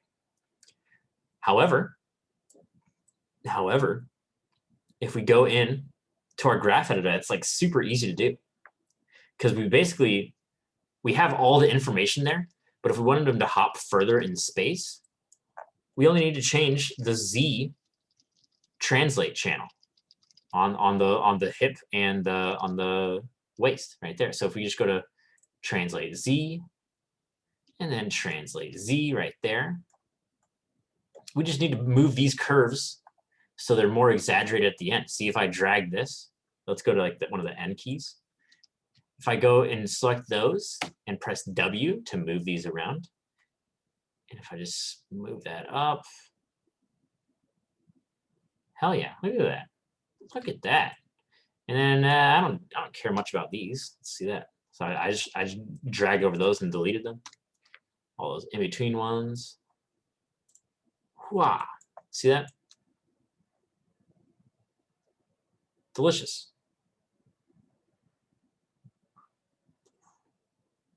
Same with the translate Y, right? So if I just left click one and then control left click the other, you can see my translate curves for this. And if I just go in here and exaggerate the tops of these, right? And maybe I can just pull these down as well. Boom. Now he's hopping higher. So that's the real like cool feature of this graph editor, is that like, once you understand it and once you get acquainted with it, it's gonna like make certain things a lot faster. Like otherwise I would have had to go through every single key and be like, okay, I need to move this keyframe up and then key it again.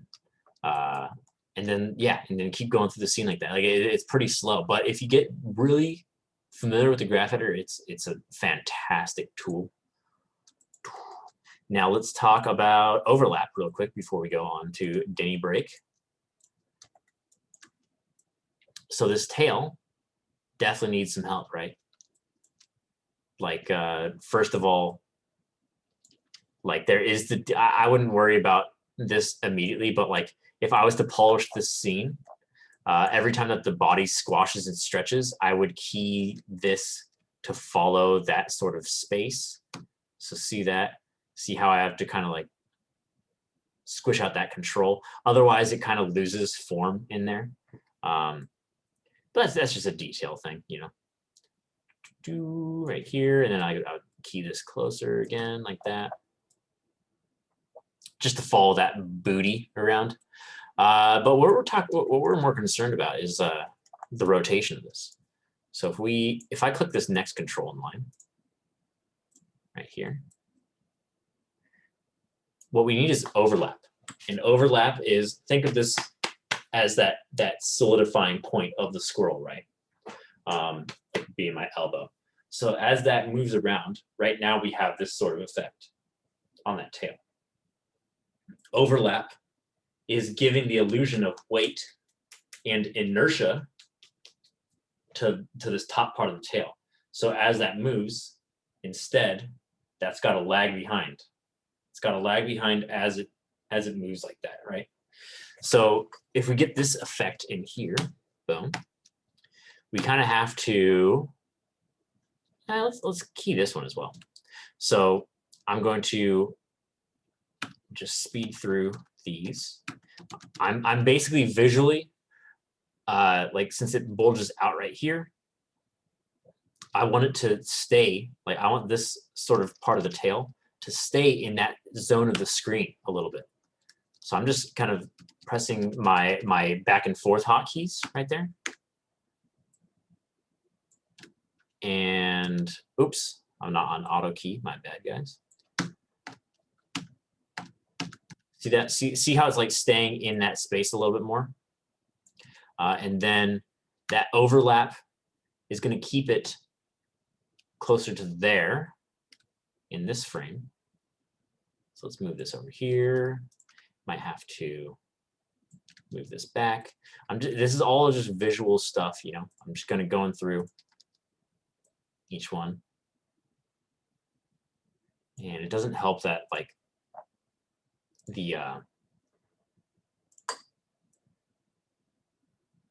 it doesn't help that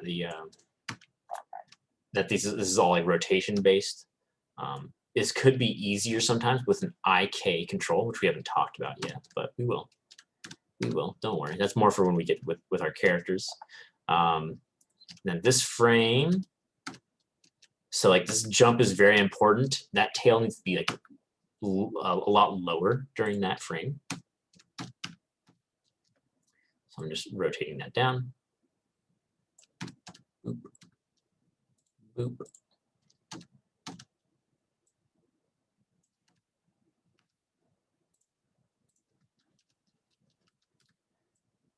Because we're just trying to keep it in that similar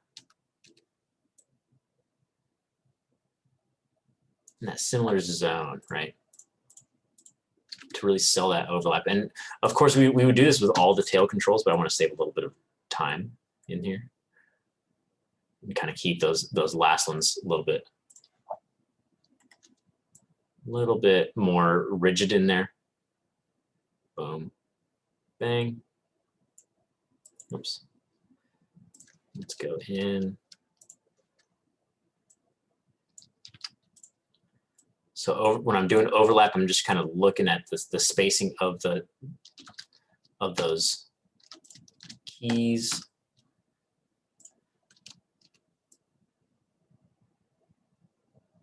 Sad for us who have characters with many tails. Yep. And hair, right? Because some people have a lot of different hairs on their character. But I mean, the end result is cool, you know. Let's extend this one out.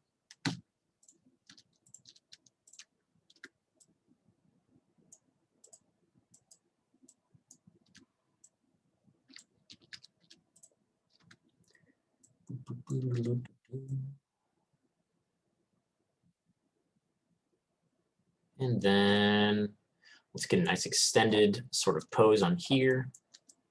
I'm just going to click all of those tail controls. I want them to extend out as we hit the ground here. Whoop.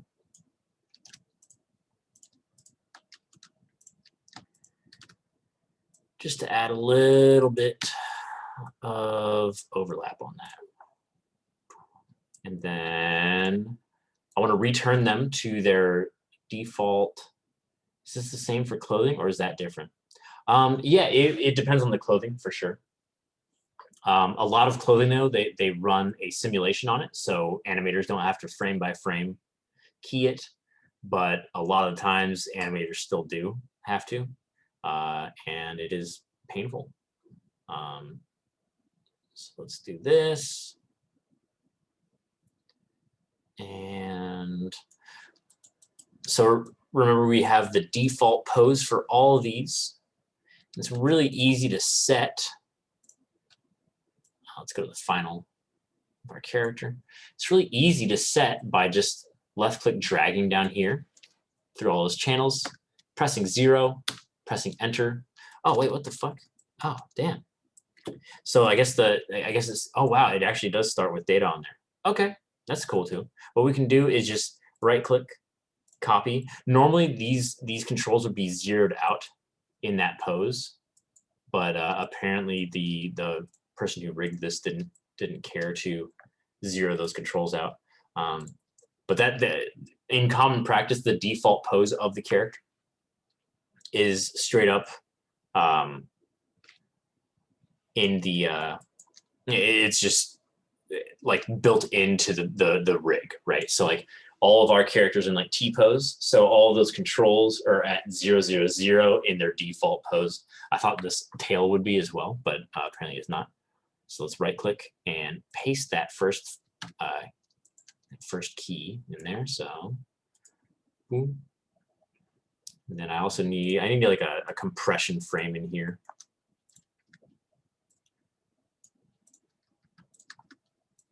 Wow.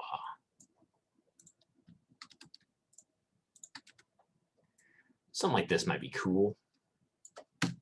Might be a bit too much though. Let's see. Might be a bit wacky. Yeah, it gets a little bit wacky in there because I kind of broke the silhouette of it, but you get the idea though. You get the idea. So it's just a matter of going through all of those controls and setting those in there.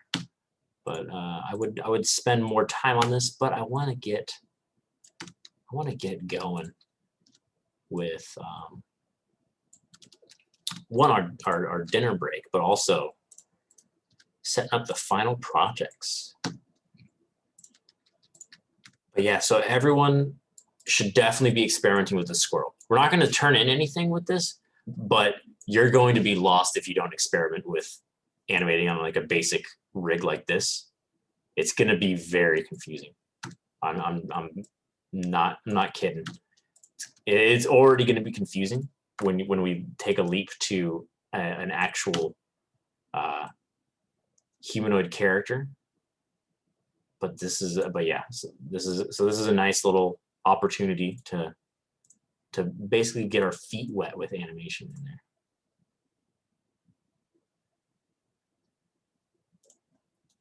And for something like this, sometimes it's good to go in and make sure all your keys are splined. So see how they flatten out certain tangents with auto tangents. Something like this that's kind of like wavy, you know. You might want to do splines on that. You see, maybe splines on all of this, except for those first ones. Ha.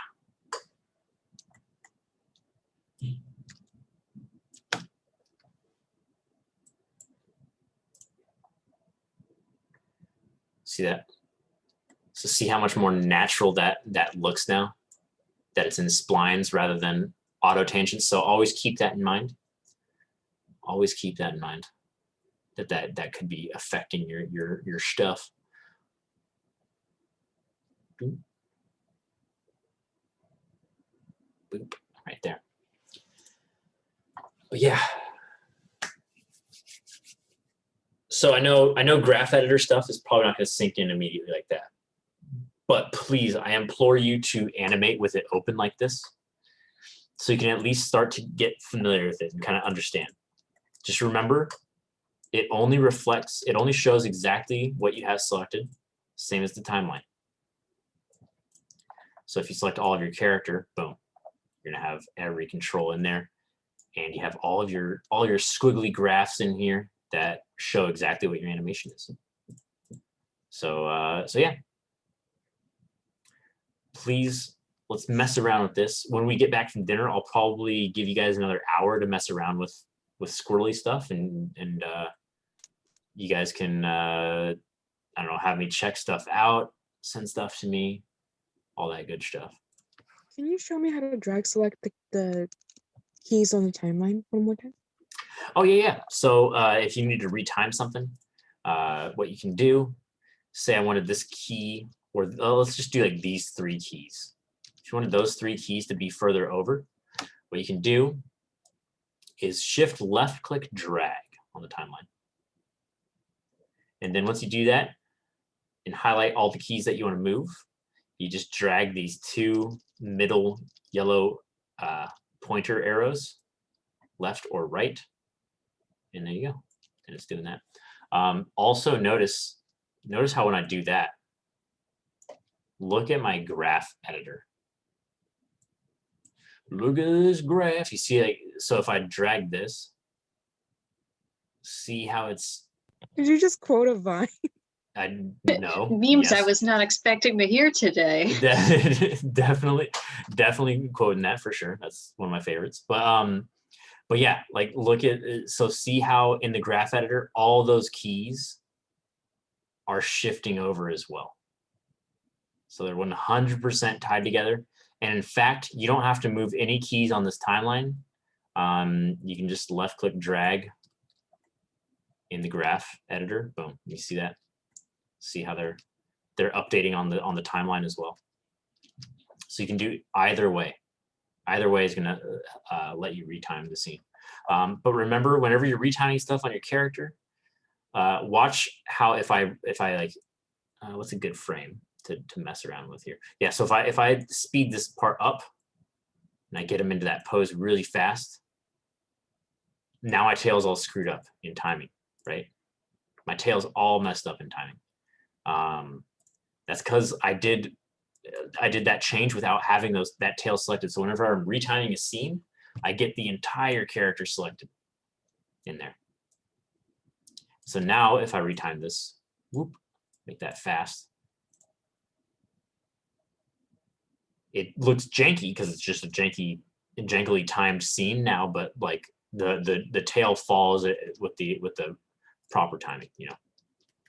because we retimed all the tail controls, all the spine, the ear, everything in there.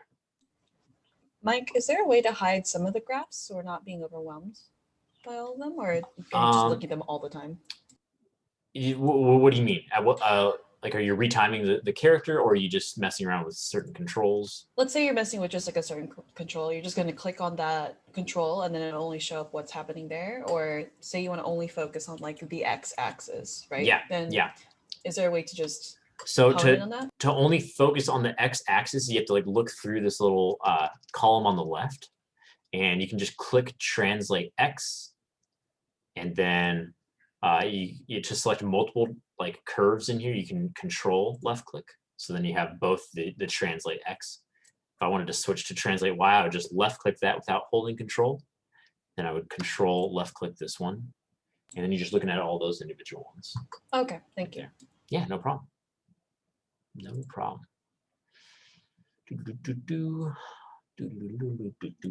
All right. Well, that's it's gonna be break time. So let's meet back at 6.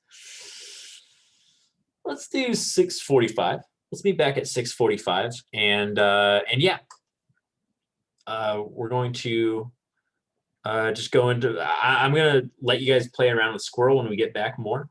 Feel free to play with them on the break as well, just to get more acquainted with animation. Yeah, but yeah. So I'll be back 6:45, and we'll do some cool stuff.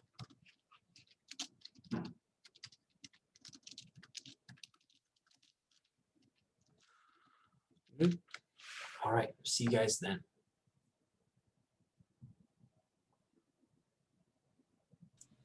But yeah, so usually when we're presenting something, we want to have it just nice and clean. We don't want to worry about. I'm just going to temporarily close Graph Editor, but we don't want to worry about seeing these NURBS curves for the controls in here at all. I want to get my entire character in frame as well, and it's basically a really fast way to make a movie of this little animation. And so I'm just going to go to Show up here, and I usually turn off those curves. If I want, and then I can spice it up with 6, so it'll put the texture on there. But usually we play Blast without textures and stuff, so we can read the forms pretty clearly.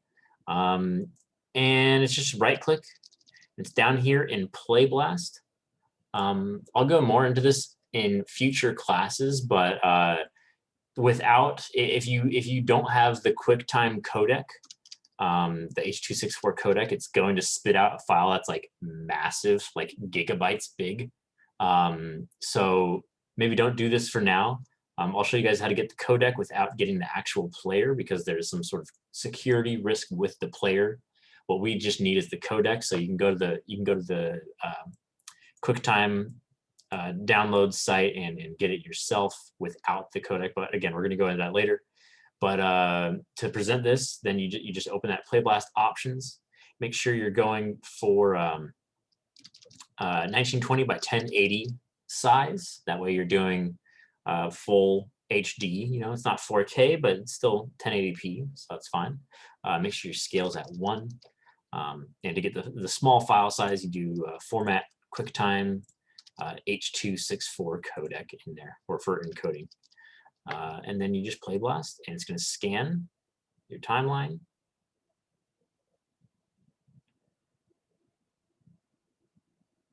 Boom, right there. And then it opens in a video, and there you go. So let's loop this chat now. Repeat. Boop, boop. And it's basically your viewport in Maya, just kind of placed into a video file. So it's a really fast way to preview stuff. Usually when you're working with heavy rigs that don't run at full FPS, you're animating slower, and you're constantly play blasting out and previewing your animation this way. You go back in and you make the different parts smooth, make things read more clearly, and then you play blast it out again, and do that until the scene's done. You know, so that's pretty much Play blasting you with my mental rays. Fair enough. But yeah, so that's basically how we deal with rigs that are like, or scenes that are like running really slow. And I thought I'd tell you guys about that, since we might have some computers that are slower in this class. So just if you guys aren't able to preview your animation at a solid frame rate, then make changes to a point where you think it might look good, and then play blast it out and see what's going on. But I'm going to go more into getting the proper codec for that next week in class, because I want to talk more about just general scene setup and stuff for y'all, now that you guys have a little taste of animation.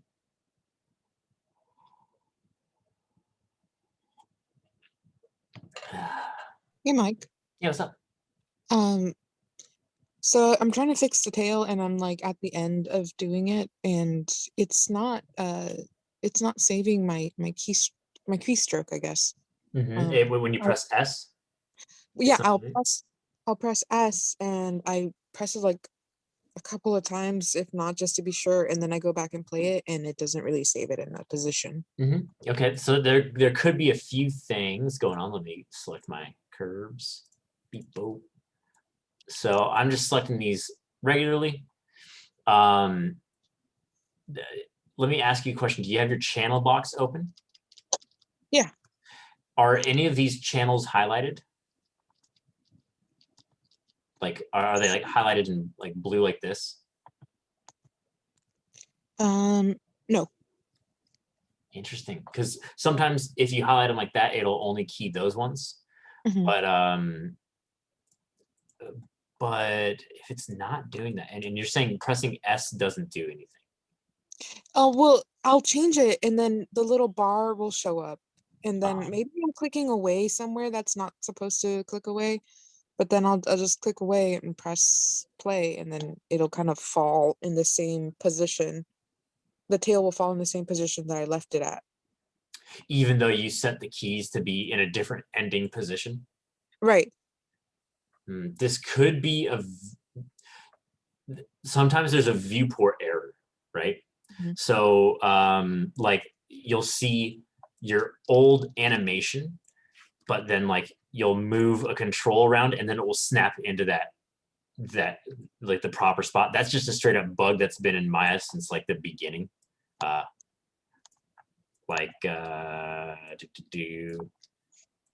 Yeah, like it could definitely be something like that. So select those controls in that new ending spot, like let it play through, and then just kind of mess around with them. Make sure that they're like responding correctly. Make sure the controls are in the right place. Right. It like just stayed in one position through the whole thing now. But before it was like actually animating. Yeah. Before it was like falling, and then it was like going up and then coming back down. Now it's only falling, going back up, and then it comes in the same position back down. I guess I can just work with it and try to figure it out and keep trucking, but I just fix itself, Would you be able to share your screen or no? Yeah, I can log into the desk. You don't have to if it's gonna be a big hassle, but I am curious as to what's going on, because no, it's not a hassle. I was just I'm just on my phone, and see the Okta will always ask for like a second password for some reason on my phone. Yeah. It's really annoying. Oh wait, I can do it on Discord. Sorry. Give me 1 second.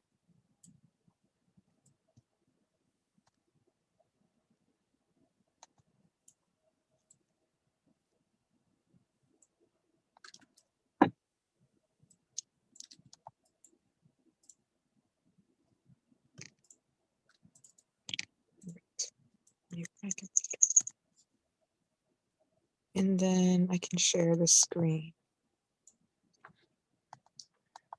So let's see it. Oh. Yeah. Nice. Okay. So I don't know. It looked so good before. Now it looks like caca. Weird. Yeah. Could you do me a favor and select those controls? Yeah. So Oh my goodness. pause the playback. Hold on, I'm panicking. My computer's like whispering sweet nothings really loudly. So let me go ahead and choose a spot where the tail is open. I guess nowhere. Oh, I guess I can do this. Sorry, I have dogs. Okay, so I'm looking at these controls, right? Uh-huh. And And it just has one stroke. keep in mind, Mm-hmm. like, so see how you've selected that Mhm. and it highlighted the rest of them? You Right. don't have those other ones selected right now. It's a bit confusing. The only reason it's highlighting those is because they're child objects of the one that you're selecting. So if you like select that tip, so you only have the tip selected right now. Mhm. Now select a different control in there, like a different control in the tail. It helps to not have it on rotate mode because that manipulator is really annoying. It gets in the way. Yeah, nice. There you go. So now you only have that second to the last tail piece selected. And then click on the next one. Yeah, so now you only have that one in there.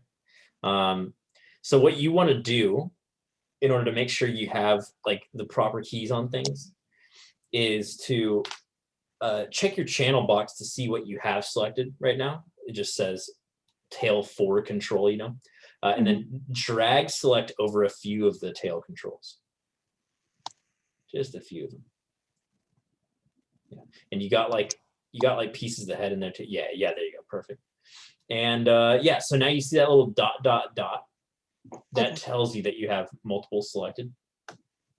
And yeah, so just keep that in mind. Also, it'll show some in white. That also means that you have them selected. I don't think it is right there, but well, you can't look at my screen when you're screen sharing, but yeah, but it's like, so some will just be white. So click like the last tail control, like the very last one at the very tip of the tail. Oh. And then shift click the next one in the tail. There you go. And then you see how it's dot dot dot there. That's how you know you have all of them selected, or both of those selected. And then just keep going down that chain. Right, you have all those selected. Now click off, so you're not selecting anything. And then click that base one, like right next to his booty. And then shift click the one after that. Then see how that base one at his booty is now white? That's how you know that one's still selected. So yeah, just be very, very careful with like knowing what you're selecting. Like just if you select one in a chain, it's not going to select all of them. It's only selecting that piece that you have clicked on, Right. Does that make sense? I understand that. I don't know why it's staying in that, because I will save at least one of them in a different position. I'm seeing 2 on the screen. Yeah, I don't know that just happened. Did you control V? Wait, control Z. Control Z. Keep control Z.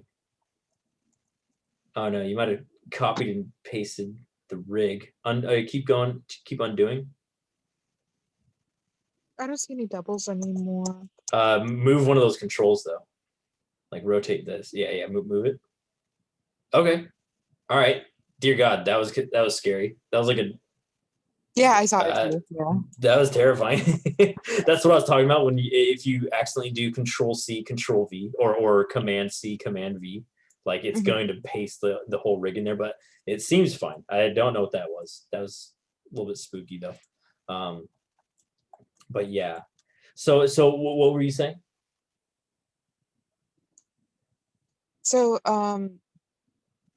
I had at least positioned the tail to come back down here, right? And so I did all of that, and then it should have at least saved one of the ones I was selecting, right? Yeah, If it should have. It probably did. I see that one has a key on it, on that frame, the one that you have selected right now. so I don't know why it'll just okay. So I'll press S, right? And then No, it keyed it on that frame. And then I guess it's doing better now, but That's the classic. That legitimately always happens. right. Okay. I'm just gonna keep working on this. I Okay. think I understand more of what you're saying, and I'll try to be more careful with my selections. Yeah, just remember that Maya's only going to key what you have selected. If you wanted to automatically key things, feel free to turn on auto key. I'm going to share my screen. Screen 2. There we go. So like if you don't like pressing S every time, which I don't, like I've definitely lost like poses by changing the time and being like, oh man, I now have to like remake that pose, you know, because I didn't press S on everything. I like working with auto key. It's this button down here. It's like a little, it's the little key icon, but with like a little 2 arrows circling around it in the bottom right here. So that's auto key. And the cool thing about auto key is that, like, say I select all these tail controls and then I make a cool pose on it. And then like watch my timeline when I let go of this rotate. Just keep your eye on the timeline at the bottom. Boom. So now that key is right there. It's going to be insane because that animation shouldn't happen that way. But yeah, so it automatically keys. The reason I don't fully want everyone to just switch over to that is because like it can get overwhelming when you just start accidentally getting a bunch of keys on like every frame. Too much power. Yeah, it'll get like too flooded on the timeline down here and in the graph editor. But at the same time, guys, feel free to start deleting keys. You know, like we place these keys, we can kill these keys if we want. You know, like it's gonna be like there's gonna be constant times where you like have to delete keys. You know, like if I have like one key that's a little bit off in this, kind of like boom, lands like that, and then so I see it and it's like, oh, now my pelvis is like snapping weird at the end, but let's see what's going on there. Then you pop open your graph editor, you're like, what's causing this? You're like, oh, it's like clearly just this key that's like popping out in this direction. So you just delete that to make it nice and solid and flat, non-moving there. So yeah, feel free to delete keys, guys. I want you guys to get comfortable with doing that. Remember, if you're doing it on the timeline, you just right-click it, delete in there.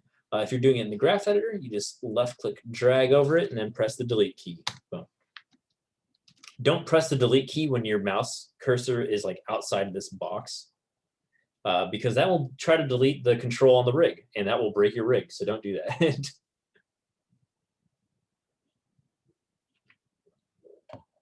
So be careful for that one. All right, so we went a little bit past when I wanted to start talking about this stuff, but this is as good as time I need to start. So I'm just going to save this scene. File save scene as, I think this was a .ma when we started it, so I'm going to save it as a .ma, the dot or Maya ASCII. And let's do that. Let's just do squirrel demo animation. Squirrel demo animation. Save as. And there we go. So now my file is saved. I don't want to save over that rig file, you know? Like don't ever touch that rig file directly. Like just bring it in and then forget about it. But what we have to do, guys, is set up our animations. Set up our animations, and I've showed this before a few times, but it's just nice for a refresher for you guys. Let me pull it up. We're just gonna go. It's just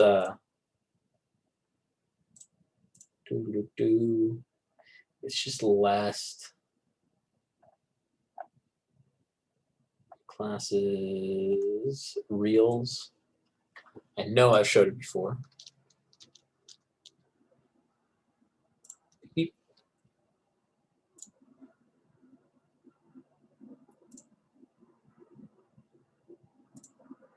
Oh my God, no. Why is my computer going so slow? Excuse me. Shit, there you go. So the final animation, this one was a little bit more panicked because like Doritos plus Pizza Hut, I see. Hell yeah. This one was a little bit more rushed than this first one. Simply because this was the semester that COVID hit and we got trashed. So we didn't render them out. And the animation, it's pretty decent animation, like flows pretty smoothly. Could be a little bit better. Could always make your poses read more clearly and all that stuff. Maybe cooler, more stylistic hang time, but yeah, still good stuff overall. But this is a good like little preview of like what our final reel is going to be like, you know. Just a bunch of props, like all stuff that they made in the class. This one's closer to what we're going to be doing. So this is that first ZBrush little sculpt boy that we did. And then this is the character. Ricardo didn't end up animating this character. I wish he did, because it's a pretty sick character. You can get some stylish animation. But he just downloaded a rig, and I'm going to go into that very soon. And you see how he's crafted a whole scene here, you know, and rendered it out. That's basically what I want from you guys. I don't have any sort of requirement for your guys' scenes. I just want it to be something cool, something that you like. Like if you like action, fucking go for it. If you want like a little bit of like pantomime instead, then also go for that. If you want body mechanics, then go for that too. Like this has a lot. This has action, body mechanics. It's got the whole shebang, you know. But yeah, awesome stuff, you know. This is Sandy's. They have their sculpt, and then their character. Amazing character. I love that character. And just a little scene. Look at this. Got just like a cool camera angle. You got some moody lighting. You have some trees that were imported, some little vegetation. And then they trip. Animation not as clean as it could be, but like, you know, 3D stuff's hard. So so I think it's still very impressive. Yeah, that's fine. That's fine. But yeah, and then Keith, fucking super sick sculpt here. I hope Keith is sticking with 3D stuff, dude. I hope they're sticking with 3D stuff because look at this character, adorable. It almost has like a wool sort of texture to it, like it's like a felt sort of creature, and like that. Just, this is their animation, you know. And then if you're Anna and you want to go insane, then feel free to do that as well. So that's all. That is all I'm expecting to see is the turnarounds and then some animation.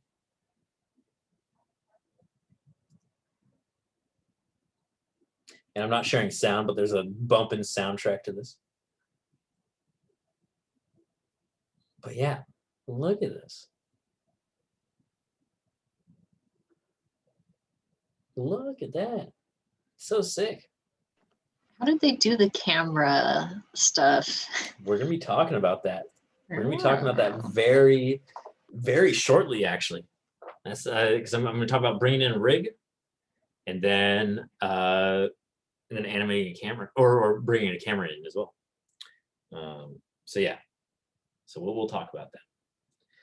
But yeah, that's what I'm expecting out of you guys.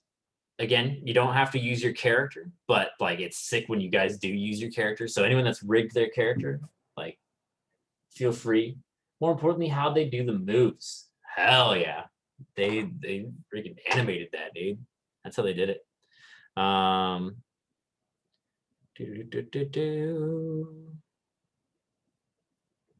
Beep, beep, beep, beep. All right. But yeah, so that's so well, yeah.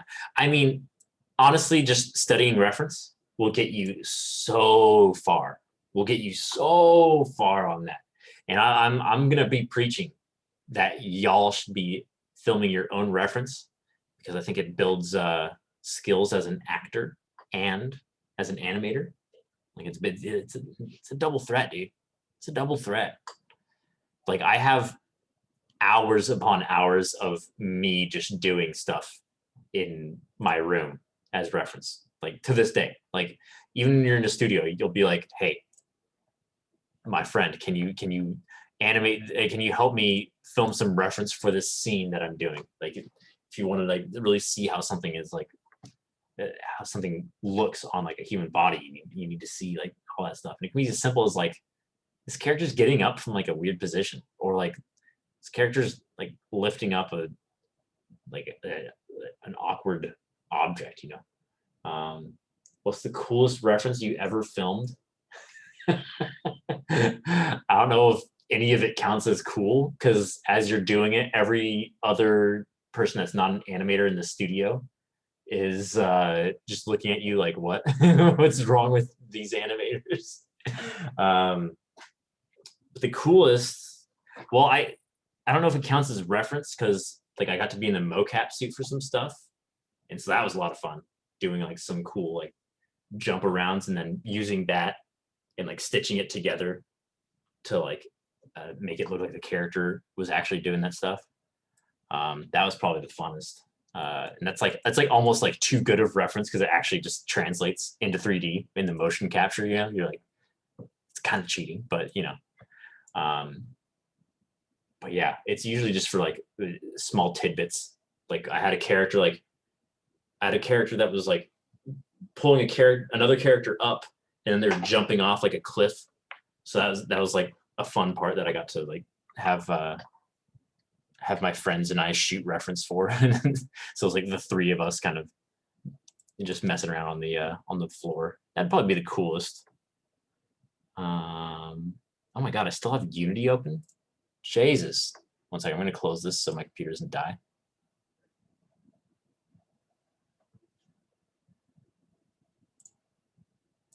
But yeah. So like I said, we're gonna be hopping into our final films now, our final stuff. And it's gonna be cool. But like I said, you guys can use, if you made your character rig, you can use that. You can also, because a lot of us did the ARM assignment, you know, instead of like rigging a character, you can also download a rig. Download a rig and animate a rig that you'd like. And if you're like, what are you talking about, Mike? I'm talking about some cool ass stuff. Let me send a link to everyone. I'm gonna put this in chat. I'm also gonna put it in Discord. This is just some animator on YouTube's I'm putting in the resources folder, because this is definitely resources. Let me pull it up over here. It's just a bunch of rigs, free Maya rigs. So everything you see in here is free. We can just, like some cool tech artist made these. We can download them and then, you know, make a whole scene like it, like with these characters. Look at this Croc Warrior. What the fuck? Like, he looks so cool. He looks so cool, dude. Look at this ripped Ninja Turtles Raph. Like, it's so cool. It's so cool. You got freaking Judy Hopps, you got Deadpool, you got Sylvanas, you got Samus. You got Link. It's so sick. So feel free to go through this and get a character of your choosing. Keep in mind, some things might be way more complicated than others. Like, look at this reptilian guy. Look at the amount of controls on this guy. Look at the amount of controls. That's just kind of a headache to even look at, right? So be careful. I like love how he looks, but like looking at his okay, so apparently, oh, there we go. yeah, like look at how many controls he has on there. So be careful. I don't want you guys to get something that's going to be too complicated and too kind of overwhelming to start off with. But like also quadrupeds take a lot of time to animate. They take more time than a human. So be careful about that. I know they're adorable, but behind that adorable exterior comes a lot of pain and time. So I'm just kidding. But like you can grab one, but just know that I warn against doing that. I warn against dragon as well, even though it's badass. Is there a search function? I don't believe so. I think this is just some random guy that like just compiled everything from these. But if we scroll down too far, you see we have a bunch of paid rigs in here. So these are like pretty nice, pretty just clean rigs in here. You do have to pay a little bit of money for them though. So if you want to do that, then that's cool. But again, not at all required from you guys. I would recommend getting one of the free ones. You know, this is our first time animating in 3D most likely. So yeah, just be careful about that. They also have some cool little basic environments that you might want to check out. They have some cool stuff there. I like them because they're kind of muted in their tones. Like it's just like a monotone, one color type thing. So it's not distracting. It lets you focus more on the animation. But if you're looking for environment stuff, because I would like you to import some environment stuff, you can go to a website. I've linked to it multiple times at this point, but it's called Turbo Squid. I'm going to link to that in the chat as well, and also on Discord. I'm sure it's already on there somewhere, but let's put it in the resources tab. And Turbo Squid is dope because you can just you can just go into Maya models right here, and then you can do, this one does have a search function. So you could search like, let's do temple. Probably has some cool temples on here. Yeah, it looks pretty dope. And then price, make sure you go to free, boom. Oh, we only have 5 free temples. So it's this one, this one, this one, this one. Yeah, so basically like 3 of the same basic temple and then like a lot of paid ones. But yeah, so just make sure it says free in like the top right of like the one that you're clicking on. I don't want you guys to accidentally get bamboozled and pay money, though I doubt you would get bamboozled because it'd be like, you have to send us your credit card now. You're like, oh man. So yeah, make sure you're just on free. You can also search for, you can turn off Maya or you can search for FBX as well in here. And so any of these FBXs, you can import those nicely as well. Same with, if you go to formats, OBJ, formats, .ma.mb. Those are the main ones that we're looking at. MA/MB, FBX, and OBJ. Those are all really compatible with Maya. But yeah, you can just search for any sort of environment. If you wanted to do, I don't know, kitchen. Let's see if there's any kitchen stuff. Yeah, looks like it. Look at this one, free. And it looks freaking insane. Look at this, free. Oh my God. So there's a lot of high quality stuff in here for free. Please grab those when you're putting your environment together. Land of the free. That's true. It's true. Who knew? Who knew Turbo Squid was the true land of the free this whole time?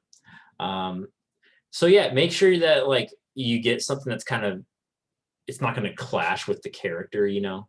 But yeah, and also remember that like environment artist, that's an entire job in itself, you know. So I don't want you guys making your own like this late in the semester, you know. Now, if I'm teaching computer animation 2 at some point in the future, and then you walk into that class and you're like, Mike, I want to be an environment artist, then I'm going to be like, go for it, dude. Freaking go for it. But for now, we're just going to download our environments, slap those in there. It's literally just as simple as doing the file and then import and then navigating to that, like whatever object it is. You do have to assign a material usually. So yeah, you can just go to that video that I linked to a bunch in for assigning materials to objects, but yeah. So that's that for Turbo Squid stuff. But for rig stuff, there's one extra step in here. Let's get this cool. 1 second. Let me sign up for. So I'm gonna try to grab this guy right here. It's like he looks pretty cool and fun to me. He's also for free. But yeah, it looks like I need to sign up for this. So let's do that. I'm gonna do this on another screen so you guys can't hack me. I see what you guys are going for. You ain't hacking me. No shot. No shot on hacking me.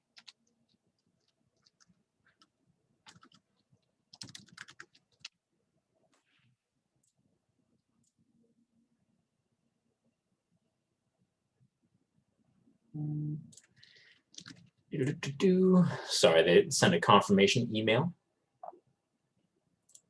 for Cube Brush. I'm confirming my account. And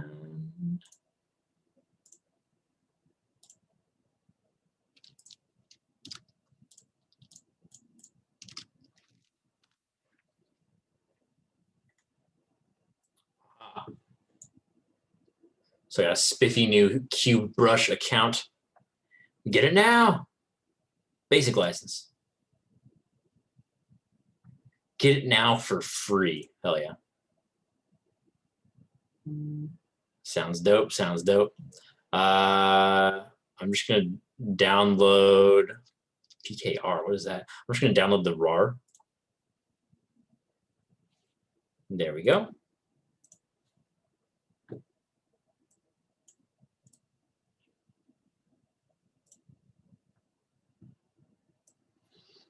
And then I just right-clicked and did extract to rig Croc Warrior version 02. And then I like to take this little file in here. Let's go up one. I like to take this and just copy and or get 2 windows open, I guess. So let's get another window open in here. So we can just left-click, drag it in there. And then I like going to my class folder, so course materials. Let's do Art 426 Spring 2021. That's us. And you can see that project folder that I created a while ago, I think during the texturing part. And I'm just gonna drop that in my scenes folder. Boom. And I have a bunch of just rigs and things from you guys and from my own stuff from getting actually saved in here. So let's go, and I'm just going to drag that folder in here. Boom. And there's probably a .mb in here. Yep, looks like it. Croc Warrior rig version 02. So now let's start. So I got a rig that I want, you know, and it's in my project folder. So what I can do is I can start my final, guys. I can start on that final. So if I go to File, New Scene, boop. I don't need to save this. And then this is the one difference in the steps for making these. Just go into File. Whenever you're bringing in a rig, I like to create a reference for it instead.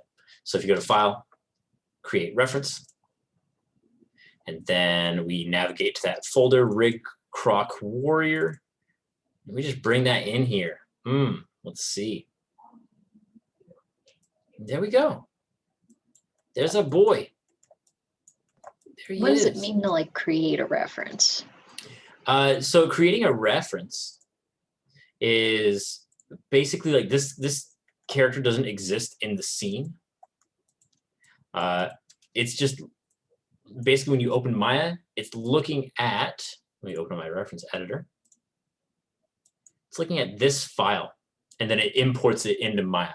So that means if any changes were made to this file, when you open up this animation file, you can see that those changes get updated. If you just raw imported it into the scene, then it would be a little bit like you'd run more of a risk of like not having the most up-to-date version of the file. For us, we don't particularly need to be working with the reference mode. You can just straight up file, open that rig and animate on it. That's how a lot of my work was done in the past. But when you get into the studio setting, then you're working with a reference pipeline. So I just want you guys to know about that.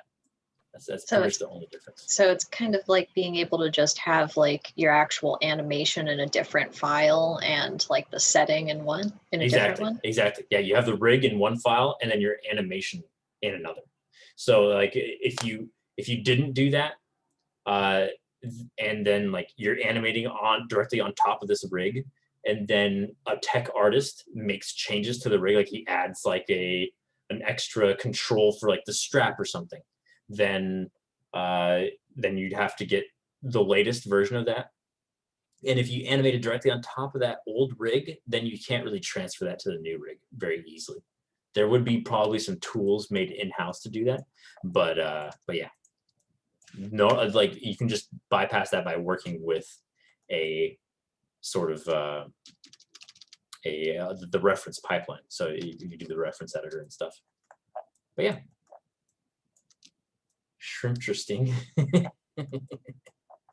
Hell yeah.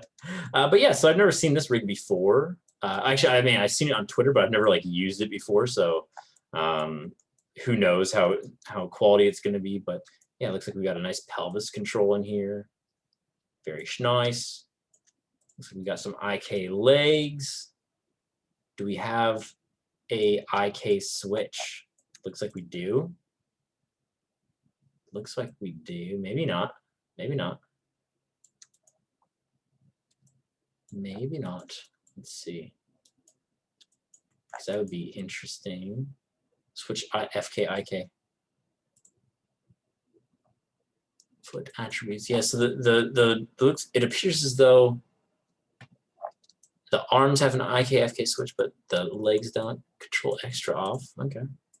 But yeah, so like this is just, it's just cool, dude. Like if you're becoming an, if you want to become an animator, like you don't have to do anything except for just grab some characters from offline and like, or from online and just start animating them, make them look like clean and fluid and have some nice nice bending and stuff.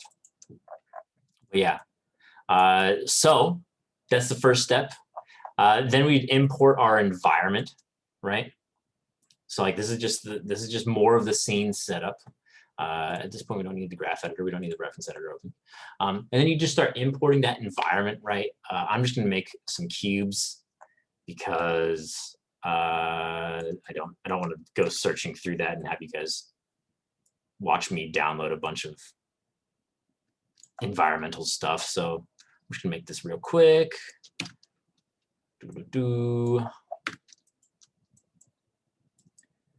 Let's have him just be in an alleyway somewhere. Sure. That sounds good to me. And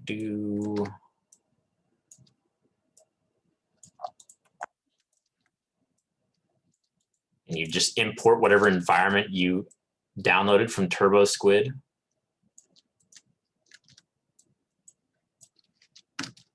And just assemble it kind of like this. I would hope you'd take a little bit more care than I am, though. I'm just kind of going hog wild over here.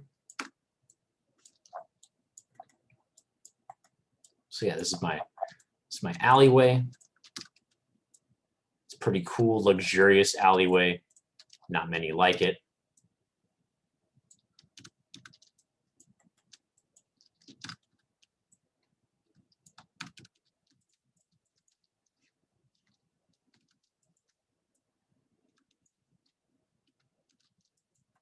There we go. So we got a cool alleyway now. And then we need to think about Crocodile Warrior on the runway. Hey, he's got the looks for it, right?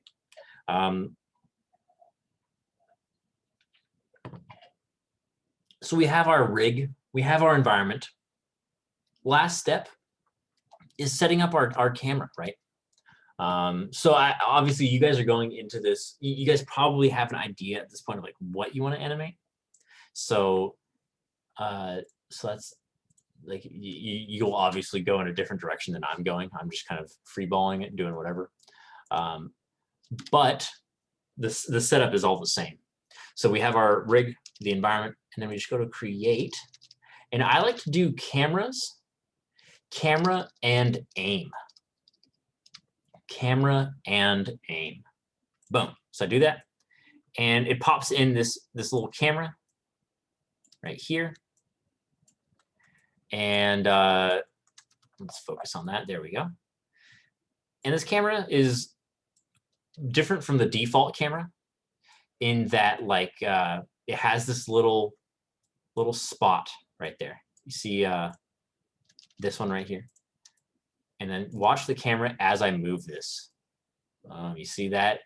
That camera's just focusing on that little spot right there. So I can put this on my character, and then the camera will just kind of look at that point. It's pretty nice. So if my character had some keys on him, let's put this on the master control. I'm gonna put some keys on here. Let's just have him walking.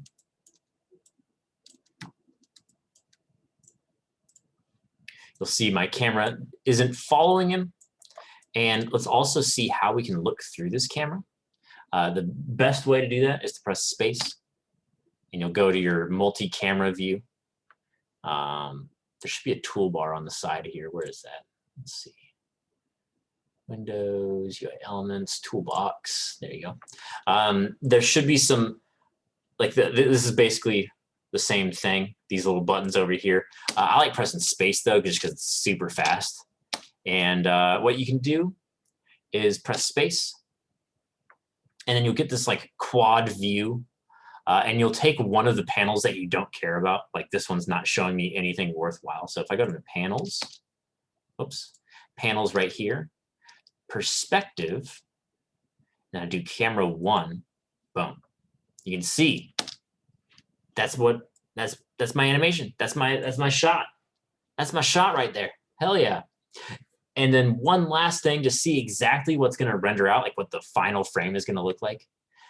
You can press, where is it? I'm looking for resolution gate up here. Oh, yeah, that's it right there. Resolution gate, boom. And then so your final image is going to be this rendered out. So I like to keep that on to make sure what I'm thinking is going to be in frame is going to actually be in frame once we go and make the final renders. Once we make those final renders, and I can just move both of these around and say my guy starts moving, right? I can just set an animation key on that camera aim, and as my guy leaves frame, I can just, track him with the camera right here. I'm just setting keys on that little aim control right there. So this, boom. There we go. And let's see what that looks like. Probably looks weird. But yeah, so now we have our character being tracked by that cam. And it's looking sick. Not really, but like, it's something. But yeah. So there we go. That's the basics of it. At this point, also, I would put in a test. I would put in like a little test render. So I would grab like a frame from this, and I would go into Arnold, open Arnold render view.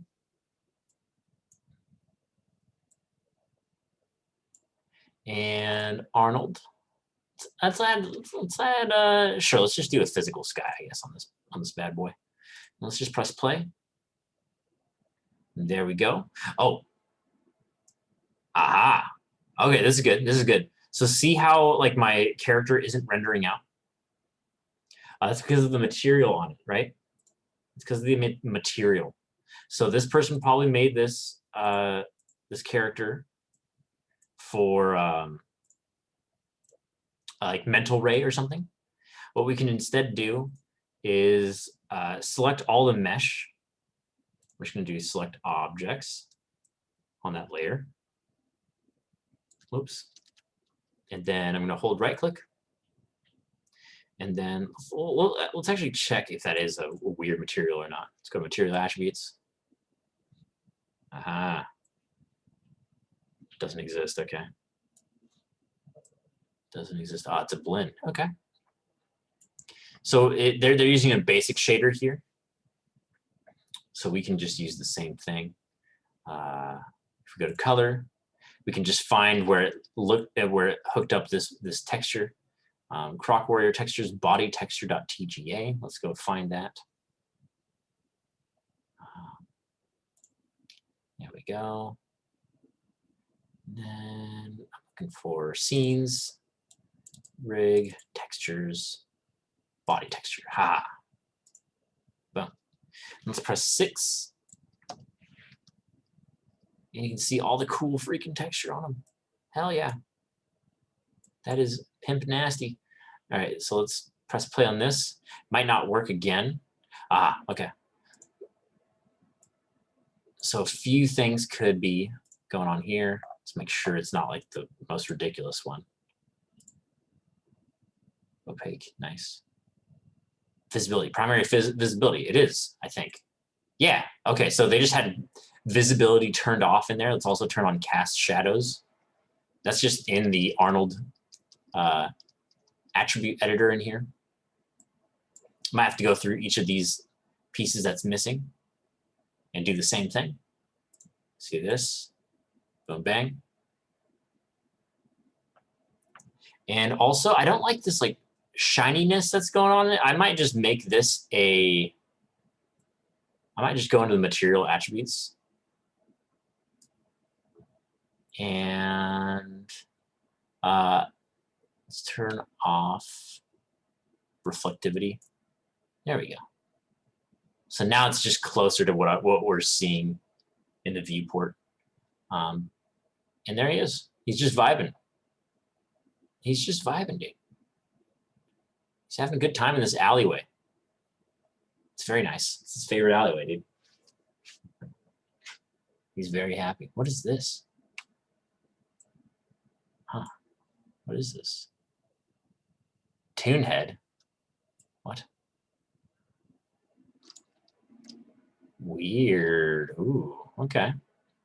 Interesting. But yeah, so I at that point, I would get like my lighting dialed in exactly how I want it, you know? God, he is just vibing. I would get my lighting kind of tuned in to like where I want it to go. That way I know like how my scene is gonna look in the final. That way I'm not like surprised. Like when it's like final day, I'm like, why is my character not visible? It's because like it's some dumb like visibility stuff like you just saw in there.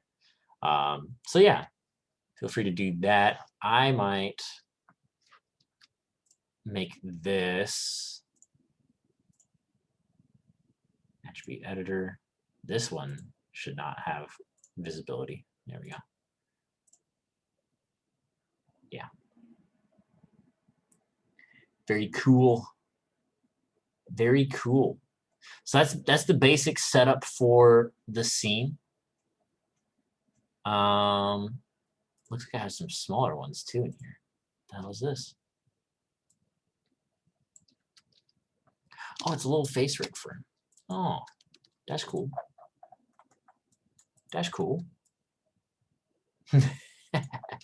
But yeah, this is like the most fun for me, you know, just messing around with these characters. And it's insane that they're just free too, you know. Like it's insane.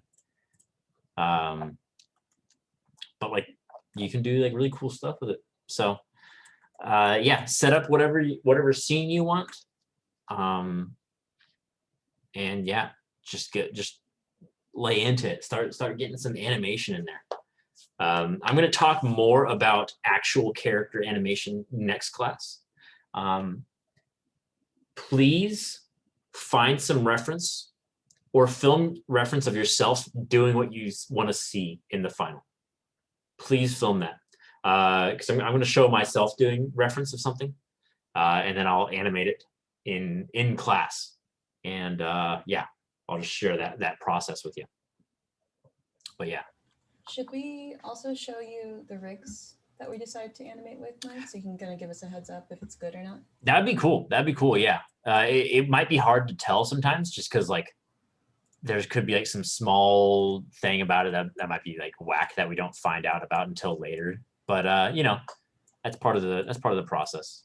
But Yeah, yeah. I'm pretty sure. I'm just like, if it's like cartoonish or more realistic or whatever, right? You can just tell us like, oh, this might be in the scope or out of scope or whatever. Yeah, like if it was too complex, then I'd be a little bit worried. But like, yeah, you guys can go as cartoony or as real as you want. But yeah, absolutely. Thank you. How did you add the camera in again? I Yeah, absolutely. missed that. No, yeah, that's fine. Go to create up here, and then cameras. And remember, I like to use the camera and aim because it has that nice little focus dot. You can also do a camera aim and up, and it'll have a focus dot, and then also one above, so you can kind of do some like Dutch angles if you want to get really dramatic and crazy, you know. But I like just my basic camera and aim. And then one thing to worry about with cameras is if you have auto key on. So I have auto key on. So if I go into that camera, I set auto key, or if I set a key, and then I like watch as I like, play the animation. So I'm like, oh, that's cool. Let me polish this part of the animation, and then I move the camera right here. Look, it like automatically set a key on the camera. Oh my God, it's a nightmare, you know? It's a nightmare. It is kind of cool though, if you wanted to do a shot in the viewport and then you can kind of animate, like it's almost like you are the camera person as you're navigating the camera in Maya. But you know, it ain't perfect. It ain't perfect. And that's if you have auto key on while you're That's moving the camera around. Yeah, exactly. Ooh, Because so you're animating the camera. you're animating the camera accidentally. So the way I usually work when I'm animating is I just have this open, this like 4 display open. You can also do a 2 display, but whatever. I like the 4 because I like to see different silhouettes of my character. But I'm primarily working in this view, in this view right here. And then I'm double checking to make sure my posing looks really good in the final frame, you know, because this is what's going to render out. This is what you're going to see. You want to make sure that pose looks as crisp as possible in there. But yeah, so just be careful about that. You don't want to put accidental keys on your camera, and it's very easy to. It's very easy to. In fact, I will guarantee that someone in here will do that. And one thing that we can do is a weird little hotkey. Say you set a key somewhere on your camera, and then you don't like that, obviously. You can press Alt-Z to undo that camera move. Or you could just right-click and delete that key as well. Either one's gonna get it for you, you know. But yeah, and you can key the camera just like any other thing in Maya. Just so you know, it's just an object that you can left click and then you just press S, and then the movie magic happens, y'all. The movie magic happens. Look how strong and cool my alligator looks now. Ho ho, ho ho, frick. So cool. So dope. But yeah, so I'm primarily not like working in this window. I'm just basically doing that. If you like where your camera is, you can put it like if you for sure, I think it'd be very funny to simply do some dramatic camera nonsense, but you're just moving around a cube. Hell yeah. I like it with like Hall of the Mountain King playing in the background. I'd be very down for that. But yeah. So primarily, like if you don't want to mess around with that camera, you can go as far as to add it and its little aim. Oops. Please select the proper thing. Maya.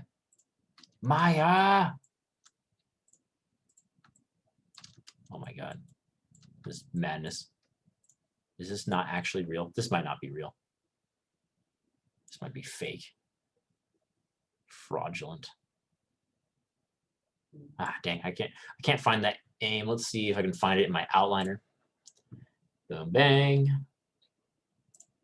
Camera group, there we go. Got both of them selected. What you can do is add it to a display layer with that little button. Double click that layer and be like, this is a cam layer. And then if you set it to reference, you won't be able to touch it. You won't be able to mess with it, but you can still look through it and accidentally set keys on it. So just be careful about that. Just be careful about that. But yeah, so that's why I normally work in this viewport with multiple panels open. And then I'll double check my animation in this and be like, okay, is this looking sick? Is it looking cool? How badass is it? Answer, very badass. Very. Not kidding. But yeah, so that's it. That's it for today's lecture. I don't want to overwhelm you guys, but I'm just going to hang around and please just mess around with Squirrely Boy. I'm going to show you guys how to play blast him, and I'd like to see everyone's attempt at animating Squirrely Boy. Or if you're feeling adventurous, I'd like to see your attempt at animating a character. But of course, I'm going to go into actually animating one of these characters next week. I'll try to animate on this crocodile guy. He could be cool. I like how he looks. But yeah, so as far as instruction stuff, there's not going to be anything extra in this lecture, unless someone asks a question that's like enlightening and has some information. But yeah, that's all I have planned for today. So I'm just going to hang out in here while we can kind of just hang and animate some characters. Hey, Mike, Yeah, what's up? can you see? No, I have to stop sharing my screen. Wow. Let me go ahead and switch my camera. Is this guy too much? It's too much. Could you send me the link to it? 'Cause it might be. It might be. Okay. It might be. He's a big boy, but he looks freaking fun. He looks badass. Oh shit! There's a tentacle in there. Too much, huh? There's a tentacle in there. That automatically makes me nervous. Ah. But send me a link to it though. He Send me a looks link to it. delicious. I love this guy. Right? I just want to hug him and like. That's just a dude. He's just a guy, you know. He's just He's a a regular guy. guy. Yeah, he's just Trying to hanging. live his life by eating all human beings. Hell yeah. That's his job.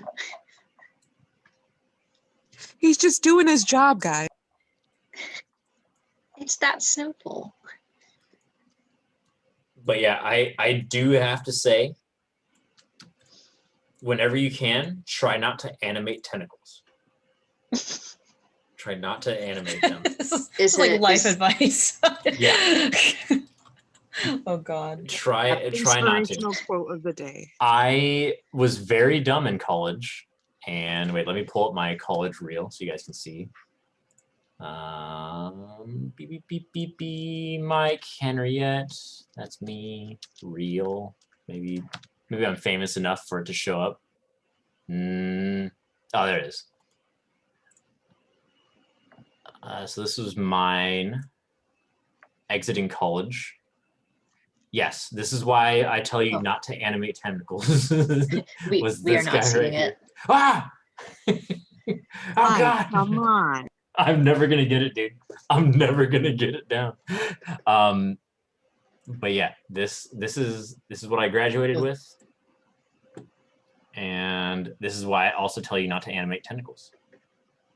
Because fuck this. This was awful to animate. This is awful. That is so real though. So real, so relatable. Doing its best. You were making an octopus walk. That was my goal there. Poor guy. Are you insane? God. Can't even call it a quadruped anymore. It's how would you even say? Right. It's an octoped. Yeah. Like when I was budgeting out the time, I was like, this will be like what 4 times as long as like animating a human, because humans only have 2 legs. But then every tentacle had 8 controls in it, and I was like, oh God, I forgot about that. So it just took so long. Hilarious. Mike, did you graduate from Cal State Long Beach with these bad Hell boys? yeah. Hell yeah, I did. Yeah, this is what I did instead of a final film. I think I just did a reel. So, Wow. and it was fun, and I liked it, and it was dope. Undertale. Hell yeah. Hell yeah. Undertale music slaps, dude. I still It haven't slaps. played Undertale. Oh, it's pretty good. It's pretty good. I've heard that. But yeah. So yeah, just animate whatever scene you want to make come to life. And yeah. As far as this guy, let's see. Wow. Yeah, this guy scares me. Both visually and in terms of how complex he is. I mean, Oh, that's a critter. he might not be too bad. Might not be too bad. How good's your computer, Veronica? I mean, it opens Maya. That's not comforting. I mean, I have, this computer is pretty old and I got it like refurbished. So I've had it for a while and Oh. I only just started seeing the spinning wheel of death. I've never understood that term until like a few days ago. And that when you took this class. Yeah, and I was just like, oh, I should start saving up for Yeah. sorry, baby. Yeah, if you're looking to get into 3D stuff, definitely worth the investment. But yeah, I don't know if your computer would nicely run this rig, because it is honestly pretty annoying to animate something that's like running at like 3 FPS. Like I hate it. Like it just, like whenever you load in like a face rig on like a high-end character, it just it just chugs so bad. So I'd be worried about this guy because he seems pretty high poly. But yeah, so I don't know. Maybe try to find something that's a little bit simpler. Yeah. Do you think there'll be lab hours for the computer lab, or we're not doing that? No, I don't think there's any lab hours. Okay. All right. See you later, Diamond. See you later, Luis. Mike, I like your video. Quit looking at my recommendations, y'all. No, I'm kidding.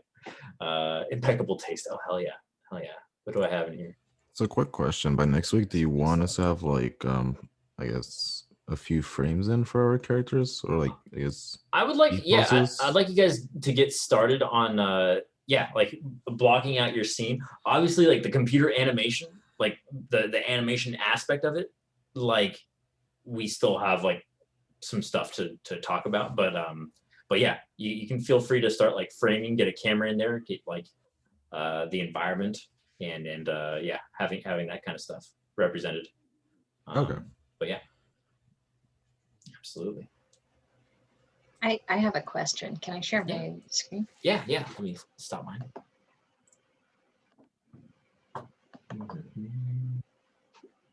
Oh, Matt, you a Babish fan? Hell yeah. Did I do it? Do you see it? You did it. and I'm immediately worried. Well, that wasn't what I was going to ask about. I was going to ask about this ribbon of things that has appeared up here. Oh, whoa. Oh, like wait, where's your mouse? Oh, Oh, right here. up here. Okay. Yeah. Yeah, that's Turtle. That's like, I think a really old, oh man, what was that for? It might have What are just these been like an guys? old renderer. I think it was an old renderer that's no longer really used. But yeah, Does that mean this model is very old also? it might. It honestly might. But it looks badass still. And what are these guys? Where? I'm still not like used to seeing like controls for a rig like off the rig. Oh, Is this they're all what- off the rig though. what are Let's see. what Wing preset L. Okay, yeah. So that's something that I'm going to talk about next week. Is Okay. look at your channel box. Look at your channel box there. Wait, no, oops. you Right closed it. You fiend. But look at all of those different channels in there. You no longer have translate. You no longer have rotate. You no longer have scale. You have like a bunch of just different things in there. So do me a favor. Click on the word curl in that channel box. Click on the word curl. Then middle click drag in your scene. Look at that. You see that? Yeah, baby. Mm-hmm. Mm-hmm. Put Mm-hmm. it And then you have back. curl first joints too. So yeah. So basically that's just like a bunch of extra cool. Oh, look at it. Yeah. See that? Hell yeah. Now normally with controls like that, I go in and I key all of the finger controls separately. Simply because you're going to need to at some point in the animation, probably, like if he's like climbing or like grasping onto something.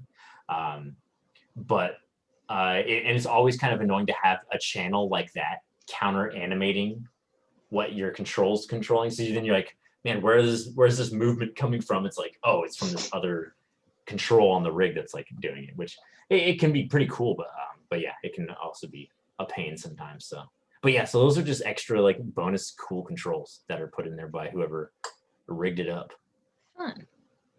What about this guy? Oh, That looks like it's the membrane. So if you, yeah, right there. whoo. Yeah, and that's probably more of a translate rotate type thing. So if you press, or a translate only type thing. So you press W. Press W on that and then drag that. See, that way you can get more like wind flapping, you know, like if they're like going through the air, like that'd be so sick.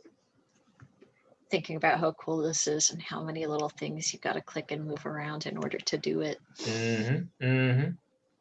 Yeah, but I mean that's the magic of it, because like, look at how dead this dragon comes into the scene. Like it's all like splayed out. It's like in its dragon T pose. But then like as you go in and start messing with stuff, like it literally becomes alive. You're like, oh fuck. I don't know. That's like the magic. Like when you get to that point where like the uncanny valley starts to close, it's like so rewarding. And you're just like, yes. Yes. It's alive. I'm ahead, Mike. See you next week. All right, see you later, Matt. Just double check. Do we need to turn in the squirrel? No, Tanya, I just want you guys to really practice that to get an understanding of, you know, moving things around in animation. Just want you guys to get a handle of that.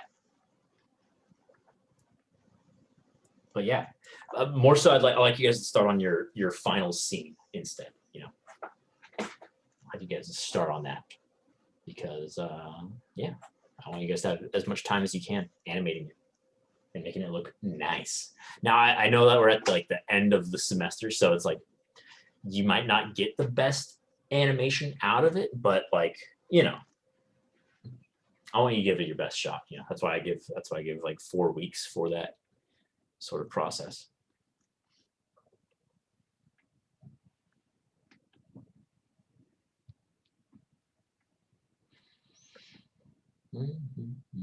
But yeah, dang, this class went by freaking fast today. A lot of stuff to talk about. That's animation. Oh yeah. Yeah. Oh, see you next week, Tammy. All right. Well, I'm gonna head on out. And Sounds good. just so you know, Mike, I mean, I might be a little out of it next week on class. I'll be here. I'm gonna need an endoscopy beforehand. Mhm. So I don't know how drugged up I'll be. Yeah. But I'll be here. Sounds We'll good. see. You'll be 'Cause- here, but maybe yeah. not mentally. Yeah. So I was like, okay, well, that's fine. But yeah, I'll be hunting for a rig. So All right. Good Sounds luck, good. Sarah. Sounds good. Yeah. Good luck. yeah, just life, you know. It's my third endoscopy that I've had in the past 3 years. So it'll be You know, good you're times. keeping the streak going. You know, you have a good combo going there. Yeah. Three before 34. It's a lovely time. Yeah. All right. Well, thanks, Mike. I'll see you next week. All right. Sounds good. See you then. Take care. All right. See you. See you, Victor. See you, Sean. See you, Rodney. I'm gonna see if I can see early. If not. All right. See you, Raphael. See you later. Hell yeah. Hell yeah.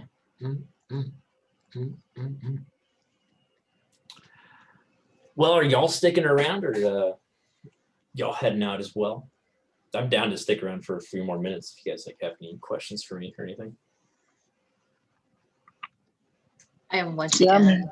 Oh, go ahead. What? I was just gonna say I'm heading out. I'll see you next week, Mike. Oh, okay. All right. See you, Edgar. See ya. What were you saying, Keely?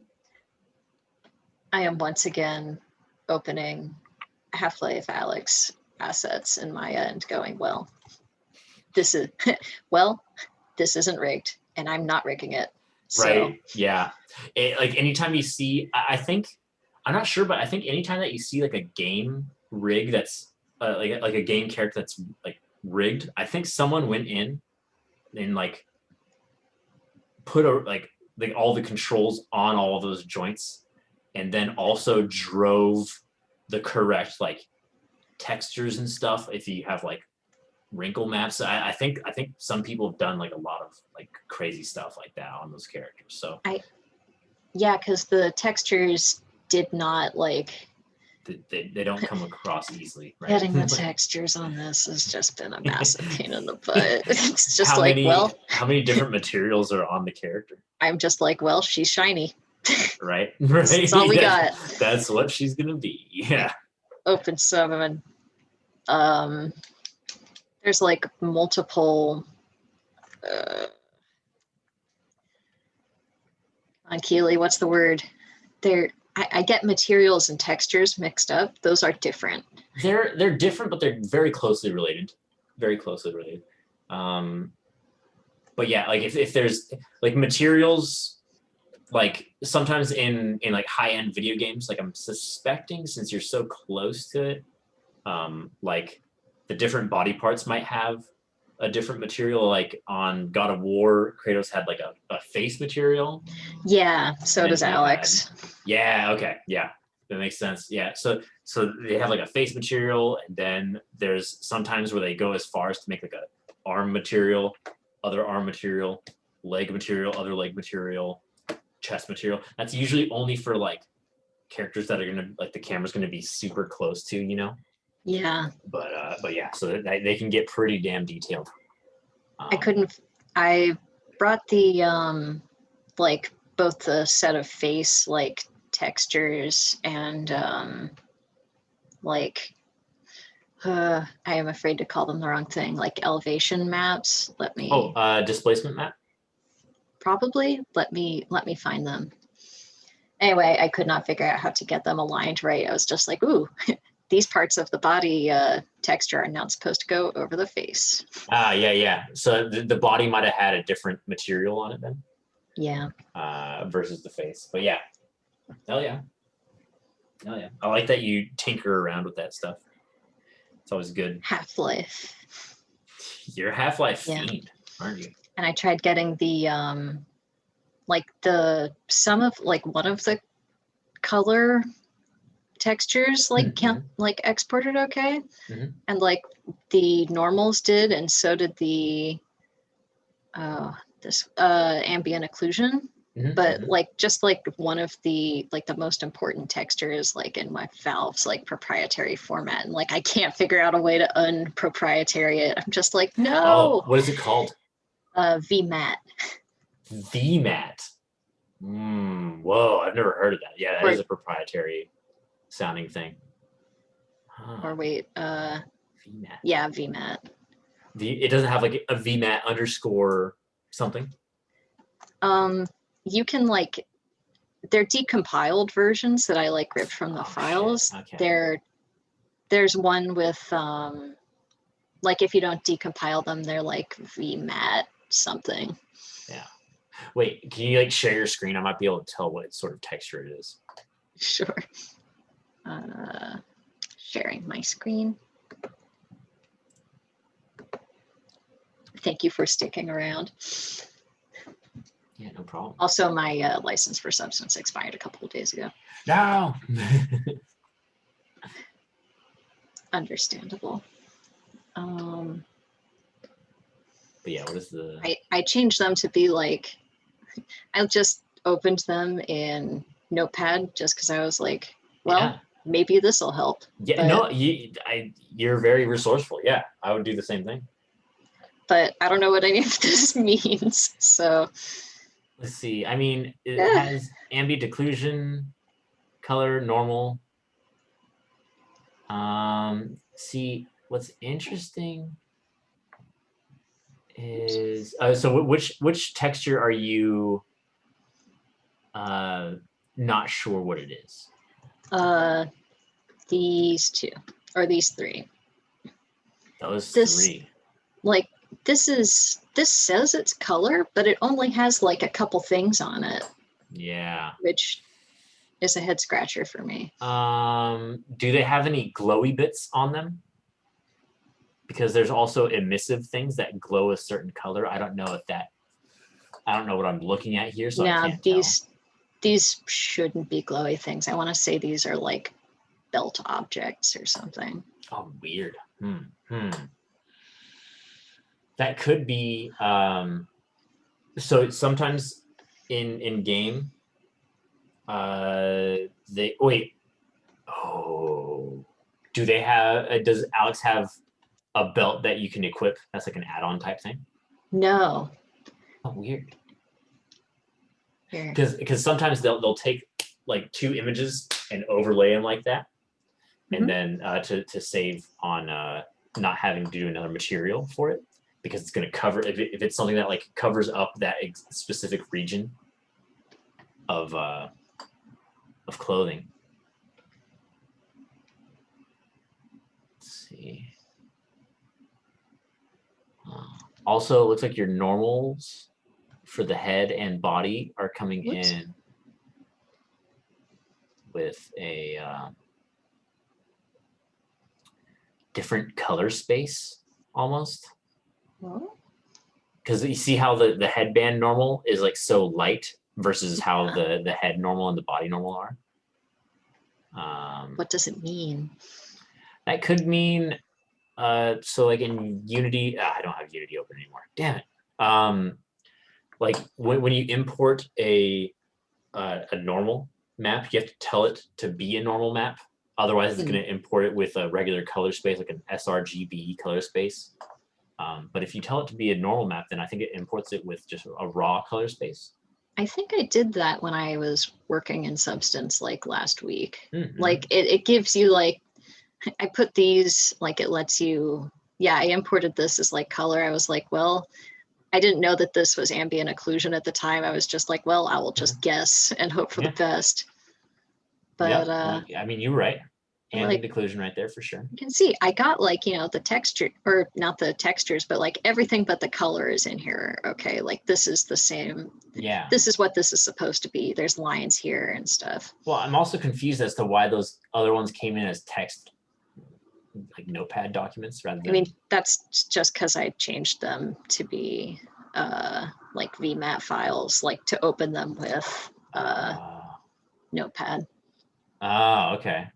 So that's not what they are natively. They are, they're still VMAT. Interesting. But you just can't open VMATs since they're like a proprietary image format or something. Yeah, what gets me is like, ooh, ah, don't look. Okay, we're good. I'm looking. Enhance. Like there's the belt and stuff. Like it's all here. It's all here. And you can export the materials, but only the like color things. Let me know if you want to go. Like I will let you go. No, I'm always interested in game dev stuff. But like seeing other engines is kind of interesting to me. What about embed textures? What does that toggle do? I feel like I've done this before, but I don't remember. So, Alex.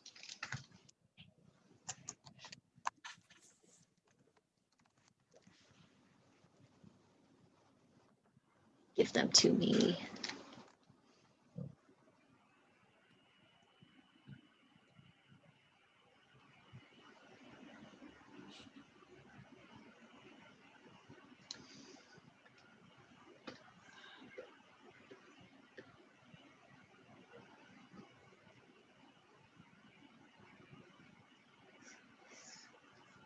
Okay, where did they go?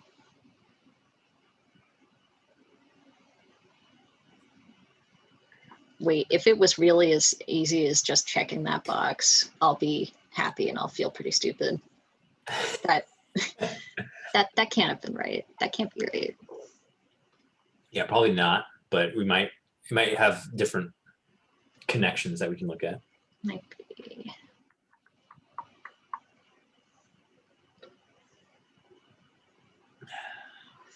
Can I just do that? Can I just drag that in there? I think you can. Yeah. Wow. I think it does like a file import basically when you do that. I'm a fan. All right. Here we go. She's tall. Oh, she tall. So go to like her face then. Let's try to get her face textures working. And go into object mode, or yeah, just click on the character. Oh, you clicked on a joint somewhere. And then go into face mode. Where's face? Oh, it's under my hand. And then click on just like a polygon in her face. Face mode. And then hold right click and go to material attributes. And okay, so it's a Fong, Alex, FBX. Okay, Matt. So it looks like it has a color channel. That's the only thing that has forwarded. That's some bullshit. Wait, scroll down in that little attribute editor. You see. Go to. Wow. Yeah. Really. Damn. I don't think it worked fully. Then. I don't think it worked fully. So scroll up though to the top, and then click that little color channel that's forwarded. So that's what it's looking for. Alex head color TGA. Blah, blah, blah. TGA PNG. Yeah. Press 6 for me. Okay. So that's the face. That's the face. Yeah. So click on like a polygon in like the jacket then. Yeah. And then do that same material attributes. Whoops. Wait, your assignment. No, yeah, there you go. Go to material attributes. Very close. Oh yeah, just one slot off. Please say material attributes. Yeah, do material attributes again. Yeah, sometimes it takes 2. And then go to color. Yeah, try to find. Look in that same folder that the other texture was looking for. That would be. No way. No. Where were those?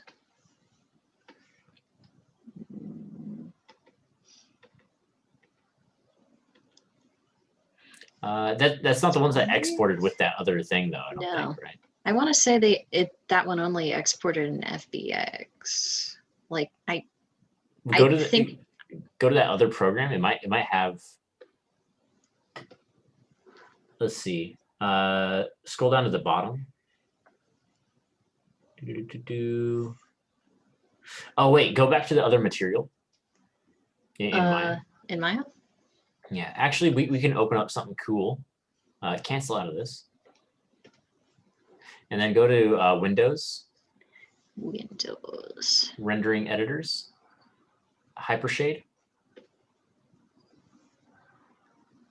And then. Oh, there's a lot of stuff in here. Oh shit! Did it like changed the size of the window? Do you see a list of materials in there? Oh yeah, no, you're just just these. looking at where they're. What the fuck? How did I saw it for a second and then it went away? Windows rendering editor, not render view. No, Windows rendering editor, Hypershade. This tab. Oh wait, I'm not sharing. Shit. Want me to stop? No. Okay, so go up to Window at the top of that Hypershade thing. Window. And then go to Window Browser. tab and Window tab. And then yeah, that's drag that like browser. Yeah. So those are all the materials applied to the character, except for the Lambert one. That's the basic. Alex, please. So find. Oh my god. Okay, glove, body, head, O2. I feel Body. like this is probably right. Alex body. That's body. Yeah. And then look at the color channel in that one. So see where it says common material properties on the right. Oh. And then Oh. what the hell? Oh, you see that file tab in there? In Hypershade? No, like in the in that like above where like you plug in the image. And you see here? like up a little bit. Wait, where is your mouse? Oh. Okay, my mouse is not right there. I was like, you liar. But yeah, you see that file TGA C50B? Yeah, right there. What is that? Like AO TGA materials. Where is that saving to? Oh, models character. Body TGA. VTEX. Interesting. Do me a favor. In back in that Hypershade window, you see where like where it says Untitled _1. In here? No, out of that. See Untitled _1. It's like press tab to create a node. It's that big blank rectangle in the screen. At the top of that, there's a little square that has 2 triangles. So press that. Did anything happen? This input and output connections. There you go. Oh no.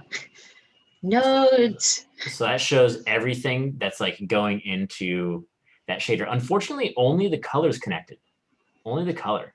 And it kind of sucks because like,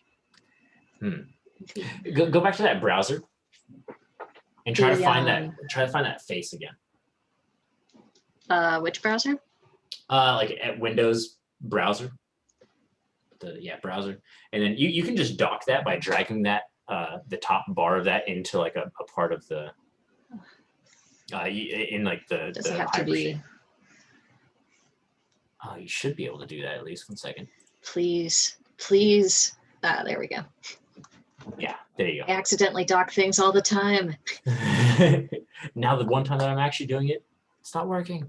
So yeah, click around those and try to find the face. Yeah. Headband. This is head. Yeah, probably that. And then this one. Click that input output connection. Input, button. output. Boom. And then go to that PNG right there. Alex head color, like see that node that says Alex head color TGA. Click that one. Image name, and this will show us where it's storing all those. It was that .fbm that you found. That's a shame.